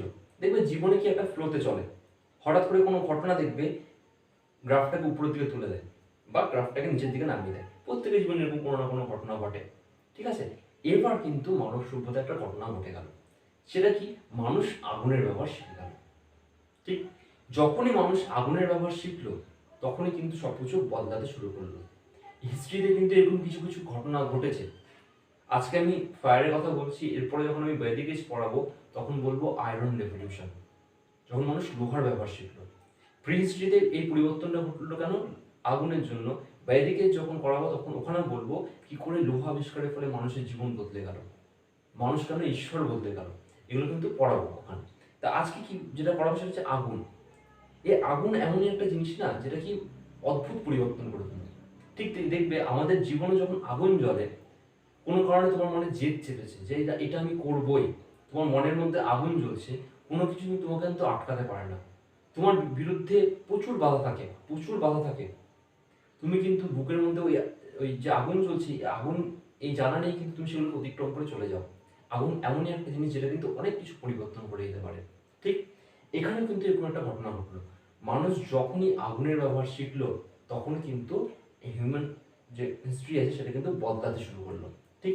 প্রথমের দিকে তার আগুনটাকে কি হিসেবে ব্যবহার করতো, খাবারকে পোড়ানোর জন্য, ঠিক, নিজেদের আত্মরক্ষার জন্য, যে রক সেক্টরগুলোর মধ্যে আছে তার সামনে তো আগুন জ্বালিয়ে রেখে দিচ্ছে, যাতে বন্যপ্রাণী তাদের উপর আক্রমণ না করে, ঠিক। দেখবে এখানে একটা প্রশ্ন পরীক্ষায় দেয়, কুন্নল কেভস, ঠিক, সাউথ ইন্ডিয়াতে রয়েছে। দেখো এই পোর্শন এখানে আমি ম্যাপে দেখাতে পারছি না, এই নিচটা করে রয়েছে, ম্যাপটা কেটে গেছে, এতটা কিন্তু ম্যাপটা আসছে না। তো দেখবে সাউথ ইন্ডিয়াতে কুন্নল কেভস, তোমরা প্রত্যেকে সার্চ করে নেবে, এই কুন্নল কেভসে কিন্তু যে ছাই তার কিন্তু ট্রেস পাওয়া গেছে, ঠিক আছে। এবং তখনই বোঝা যায় মানুষের সময় আগুনের ব্যবহার শিখে গেছিল, পরীক্ষায় কুন্নল কেভসটা দেয়, ঠিক। তো প্রথমে থেকে কি হলো, মানুষ কিন্তু এইভাবে আগুনের ব্যাপারটা স্টার্ট করলো। নেক্সট এরপরে একটা ঘটনা ঘটলো, ফ্ল্যাগ দিয়ে কি হয়েছে, তারা এখন আগুনের ব্যবহার শিখে গেছে। এরপরে দেখো হঠাৎ করে আরেকটা পরিবর্তনটা কি হলো, প্যালিওলিথিক থেকে যখন মেসোলিথিক আসছে, এই যে ট্রান্সফরমেশনটা, ঠিক, এর মাঝে একটা প্রাকৃতিক পরিবর্তন ঘটেছে, এর মাঝে কিন্তু প্রকৃতি তার নিজেকে পরিবর্তন করেছে। প্যালিওলিথিক বেশিরভাগ পোর্শনটা কি ছিল, আইস এজের মধ্যে ছিল, চারিদিক কিন্তু বরফে ঢাকা ছিল। এবার যখনই মেসোলিথিক এলো, এই সময় কি হলো বলতো, পৃথিবী কিন্তু আস্তে আস্তে গরম হতে শুরু করেছে। যখনই পৃথিবী আস্তে আস্তে গরম হতে শুরু করবে, তখন কিন্তু বরফগুলো গলতে শুরু করবে। আর যে সমস্ত অঞ্চলে বরফ জমেছিল, যেখানে যে সমস্ত অঞ্চলে পুরোটাই বরফে ঢাকা ছিল, সেগুলো এখন কি হয়েছে, সেগুলো কিন্তু বরফগুলো গলে গলে যাওয়ার পর কিন্তু সেখানে গ্রাসল্যান্ড সৃষ্টি হচ্ছে আস্তে আস্তে। আর যখনই এই গ্রাসল্যান্ড সৃষ্টি হবে, সেখানে কিন্তু বিভিন্ন যেগুলো তৃণভোজী প্রাণী, যেমন ধরো ছাগল, ভেড়া বলো, হরিণ বলো, এগুলো কিন্তু আস্তে আস্তে সংখ্যা বাড়তে শুরু করবে। তো পৃথিবীতে কিন্তু এই পরিবর্তনটা ঘটলো, প্রাকৃতিক পরিবর্তন ঘটলো। আর প্রাকৃতিক পরিবর্তন ঘটার সঙ্গে সঙ্গে কিন্তু কি হলো, ওই সমস্ত অঞ্চলে কিন্তু এই সমস্ত প্রাণীর সংখ্যা বাড়তে শুরু করলো। এবার দেখো কি ঘটনা ঘটলো, যে মানুষগুলো এতদিন ধরে জঙ্গলে জঙ্গলে এখানে ওখানে ঘুরে তাদের শিকার করছিল, তারা এখন কি দেখছে, তারা কিন্তু একটা জায়গাতে কিন্তু এদেরকে পেয়ে গেছে। একটা যদি বনের মধ্যে যদি অনেক হরিণ থাকে, ছাগল থাকে, ভেড়া থাকে এবং সেখানে যদি প্রচুর গ্রাস মানে প্রচুর ঘাস থাকে, তাহলে কি হবে, তারা কিন্তু সেখানে ফিক্স হয়ে যায়, তারা কিন্তু এক জায়গাতে আবদ্ধ থেকে যায়, কারণ তারা তো সেখানে খাদ্য পাচ্ছে। পশুরা যখন খাদ্য পাচ্ছে তখন তারা আর মুভ করবে না, আর তারা যদি মুভ না করে মানুষগুলো কিন্তু মুভ করবে না, মানুষগুলো কিন্তু এক জায়গায় থেকে থাকতে শুরু করলো, কারণ তাদেরকে ফলো করছে। এবার এই যে ফলো করতে করতে কিন্তু মানুষরা ওই প্রাণীগুলোর যে হ্যাবিটসগুলো আছে, তাদের ব্রিডিং সেশন কোন সময়, তারা কোন খাবারটা খাচ্ছে, কি খাচ্ছে, তাদের কি কি হ্যাবিট আছে, এই সমস্ত কিন্তু কিন্তু ফলো করতে শুরু করে দিয়েছে। অর্থাৎ এই মানুষ কিন্তু পশুর থেকে আলাদা কেন বলতো, আমাদের এই ব্রেনের জন্য। তোমার কাছে যদি সব থেকে বড় অ্যাসেট কিছু হয়ে থাকে সেটা কিন্তু তোমার ব্রেন, ঠিক আছে, কারণ তোমার ব্রেনই ঠিক করে দেবে কোনটা অ্যাসেট আর কোনটা লায়াবিলিটি। ঠিক, এই ক্লাসটা তুমি ভাবছো এত এত বড় ক্লাস করবো না, দেন তুমি করলে না, এটা তোমার ব্রেন তোমাকে বললো, দেন ক্লাসটা তোমার কাছে অ্যাসেট হলো না। ঠিক, এবার মানুষ যখনই এই ভাবতে শুরু করে না, তখনই কিন্তু পরিবর্তন ঘটে। যখনই তুমি কোনো কিছু নিয়ে একটু ভাবতে শুরু করবে, দেখবে নতুন নতুন আইডিয়া তোমার মধ্যে চলে আসছে। এবার মানুষগুলো যখন ফলো করতে শুরু করলো এদেরকে, এদের হ্যাবিটসগুলোকে অ্যাকোয়ার করে ফেললো, তখন মানুষ এটা ভাবলো, আমরা যদি এদেরকে একটা জায়গায় রেখে দিই, আমাদের কাছে রেখে দিই, তাহলে কি হবে, আমাদের ঘুরে ঘুরে বেড়াতে হবে না, আমাদের কিন্তু ফুড সিকিউরিটি চলে আসবে। এখন আমরা কি চাই, আমরা কি চাই, আমরা চাই একটা সরকারি চাকরি। কেন সরকারি চাকরি চাই, যাতে আমাদের ইনকামটা সিকিউর হয়, তাই তো। ইনকাম সিকিউর হলে কি হবে, আমাদের ফুড সিকিউর হবে, শেল্টার সিকিউর হবে, আমাদের পরিবার সিকিউর হবে। ঠিক, এটাও কিন্তু তাই চাই, কারণ এদেরও তো পরিবার আছে, এদের মধ্যে তো ইমোশন আছে, মানুষ তো ইমোশন থাকবে। তো এরা ভাবছে, যদি আমরা আমাদের ফুডটাকে সিকিউর করতে পারি, এই প্রাণীগুলোকে প্রতিপালন করতে পারি, তাহলে কিন্তু আমাদের অনেক ভালো হবে, আমরা কিন্তু বেটার লাইফ পাবো। আর হিউম্যান সবসময় বেটার লাইফ চেয়েছে বলে কিন্তু আজকে আমাদের এখানে এসে দাঁড়াতে হয়েছে, আমাদের এতটা ডেভেলপমেন্ট হয়েছে। ওকে, অর্থাৎ এখান থেকে কি হলো, পশুপালনের আইডিয়াটা চলে এলো। দেখো, পশুপালনের আইডিয়া আসার পিছনে কিন্তু কি ছিল, এনভায়রনমেন্ট চেঞ্জ ছিল, অর্থাৎ প্রকৃতির পরিবর্তন ঘটলো বলে কিন্তু এই ঘটনাটা সম্ভব হয়েছিল। ঠিক, এরপরে শুরু হয়ে যাবে ফার্মিং অ্যান্ড হার্ডিং, অর্থাৎ মানুষ কৃষিকাজ এবং পশুপালন শুরু করবে। কিভাবে শুরু করবে দেখো, এখানেও কিন্তু প্রকৃতি রয়েছে। যখনই এই গ্রাসল্যান্ডগুলো এলো, প্রাকৃতিক নিয়মে সেখানে হুইট, বার্লি, এই সমস্তগুলো জন্মাতে শুরু করবে। এবার তারা কিন্তু সেগুলোকে সংগ্রহ করছে, মানুষ কিন্তু সেগুলোকে ফলো করছে। তোমার বাড়ি আসার যদি নতুন কোনো রকম গাছ হয়, তুমি অবশ্যই সেগুলোকে ফলো করবে, যে কোন সময় গাছটা হচ্ছে, কোন সময় ফুল ফুটছে, আর রোদে বেশি থাকছে না বৃষ্টিতে ভালো থাকছে, কোন মাটিতে হচ্ছে, তুমি ফলো করবে। মানুষও কিন্তু এবার শুরু করলো, এবং এখান থেকে কিন্তু ফার্মিং জন্ম, এই এগ্রিকালচার স্টার্ট হলো। ঠিক, এবং তার সঙ্গে সঙ্গে কি হলো, এই যে পশুগুলো ছিল তাদের ফুড হ্যাবিটগুলো জেনে গেছে, তাদের কিন্তু সেরকম খাবার দিচ্ছে, ফলে কিন্তু আস্তে আস্তে তাদেরকে নিজের বশে নিয়ে এলো। ঠিক, এইভাবে কিন্তু ফার্মিং অ্যান্ড হার্ডিং, অর্থাৎ কৃষিকাজ এবং পশুপালন স্টার্ট হয়ে গেল। ঠিক, আচ্ছা, এখান থেকে কোশ্চেন আসে, দেখো এই যে পাকিস্তানের এই পোর্শনটায় এখানে একটা হিল আছে, সুলাইমান অ্যান্ড পিপথার হিল, এই পোর্শনটা। ঠিক, এখানে কিন্তু এভিডেন্স পাওয়া গেছে। এখানে কি হয়েছিল, এখানে কিন্তু হুইট অ্যান্ড বার্লি এগুলো চাষবাস হতো, এখানে সিপ বোটস এগুলো পশুপালন হতো, এর কিন্তু ট্রেস পাওয়া গেছে। এটাও এক্সামে এসেছিল, আমি সেজন্য এটা এক্সাম্পলের সঙ্গে দিয়ে দিলাম। ঠিক আছে, প্লাস আমাদের এখানে তো গারো হিলস আছে, এই যে গারো হিলস এখানটা করে, ঠিক, এই গারো হিলসেও কিন্তু চাষবাস হতো। ঠিক, প্লাস তার সঙ্গে আমাদের যে বিন্দাস আছে সেন্ট্রাল ইন্ডিয়াতে, বিন্দাসের যে নর্থ পোর্শনে, এই নর্থ পোর্শনে কিন্তু প্রথম রাইস কাল্টিভেশন হয়েছিল। ঠিক, এগুলো কিন্তু পরীক্ষায় আসে। ওকে, সেই জন্য এগুলোকে নোট করে নেবে, তোমাদের প্রিভিয়াস ইয়ারের এক্সামে এগুলো এসেছিল।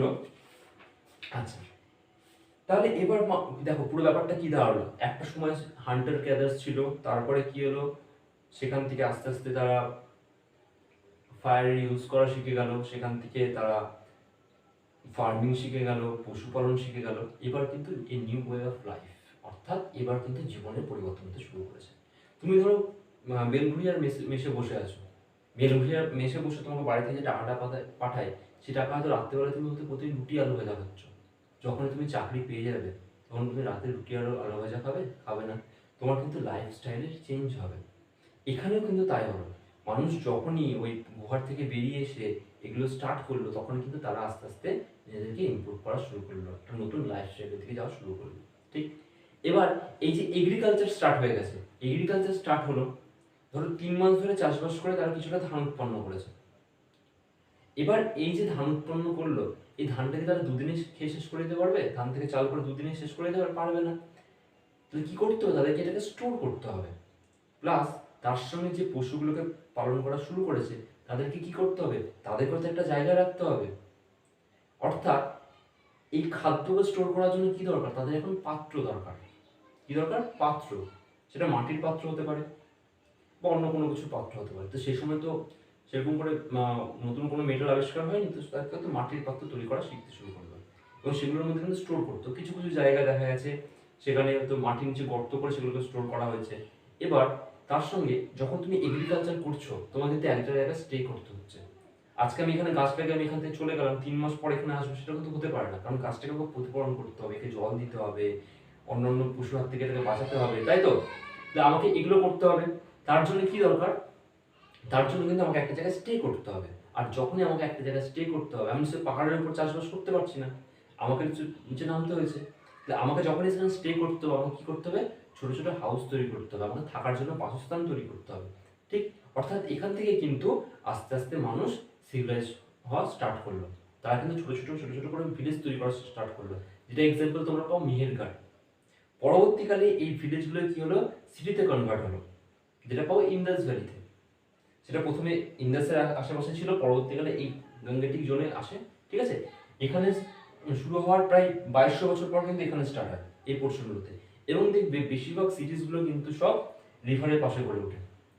আর ইন্দাস ভ্যালির পরে আসবে কি, আসবে আরিয়ান ইনভেশন ঘটবে, সেখান থেকে হবে বৈদিক এজ স্টার্ট হবে। ঠিক, এই বৈদিক এজ থেকে আমরা নেক্সট ক্লাসে করব। আশা করি এতটা পর্যন্ত তোমাদের ক্লিয়ার হয়ে গেছে। আমি আরেকটা বিষয় তোমাদের বলে দিই, এই যে ঘটনাগুলো বললাম, এগুলো কিন্তু পুরো ইন্ডিয়ান সাবকন্টিনেন্টে একসঙ্গে ঘটেনি। দেখা গেছে এখানে কি এগ্রিকালচার শিখে গেছে, হয়তো এখানে এখন এগ্রিকালচার শিখেনি, এরকম করে কিন্তু বিভিন্ন জায়গায় বিভিন্ন সময় ঘটনাগুলো ঘটেছে। এই জন্য কিন্তু ইন্ডিয়ান হিস্ট্রিটা একটু ভাস্ট এবং এটাকে খুব কেয়ারফুলি পড়তে হয়। আচ্ছা, আরেকটা বিষয় বলে দিই, যেহেতু আমি কোনো হিস্টোরিয়ান নয়, তা আমি যে ইনফরমেশনগুলো দিচ্ছি এগুলো নিশ্চয়ই কোনো বইয়ের মাধ্যমে দিচ্ছি, কোনো সোর্স থেকে দিচ্ছি। আমি সেই সোর্সটা তোমাদের কাছে বলতে চাই, কারণ অনেক সময় কি হয় হিস্ট্রির ক্ষেত্রে বিভিন্ন জনের বিভিন্ন রকম মতবাদ থাকে। ঠিক আছে, তো সেটা নিয়ে তো কোনো সমস্যা পরবর্তীকালে না হয়। আমি যে তোমাদের ইনফরমেশনগুলো দিই বেশিরভাগটা কিছুর উপর বেস করে, এনসিইআরটি অ্যান্ড ইগনু মেটেরিয়ালের উপর বেস করে। কারণ আমি নিজে এখন আমার হিস্ট্রি অপশনাল রয়েছে, তো আমি ইগনুতে নতুন করে গ্র্যাজুয়েশন করছি, একটা আমি ম্যাথমেটিক্সে গ্র্যাজুয়েট, বাট আমি হিস্ট্রিতে নতুন করে গ্র্যাজুয়েশন করছি। তো আমি ইগনু মেটেরিয়াল এবং এনসিইআরটি এর উপর বেস করে কিন্তু তোমাদের ইনফরমেশনগুলো দিই। ওকে, তো প্লিজ তোমরা সাবস্ক্রাইব করে রাখবে এবং কমেন্ট করে অবশ্যই জানাবে তোমাদের ক্লাসগুলো কেমন লাগছে, কনসেপচুয়াল ক্লাস তোমাদের কতটা হেল্প হচ্ছে, অবশ্যই কমেন্ট করে জানাবে এবং সবার সঙ্গে শেয়ার করো, সাবস্ক্রাইব করো, কারণ নেক্সট ভ্যালিকেস থেকে আরও কিন্তু কনসেপচুয়ালি পড়াবো। আজকে যতটা আমি কনসেপচুয়ালি তোমাদের বলতে পারলাম, এটা পুরোপুরি ইনফরমেশন বেস জায়গা ছিল। আমি চেষ্টা করলাম তোমাদের কনসেপচুয়ালি তোমাদের রিপ্রেজেন্ট করার, কিন্তু পরবর্তী যে ক্লাসগুলো আরও কনসেপচুয়ালি হবে। আমি কিন্তু তোমাদের হিস্ট্রি পড়ার অ্যাপ্রোচটাকে বদলে দেবো। তোমরা শুধু ক্লাসগুলো ঠিক মতো করে ফলো করো। Thank you.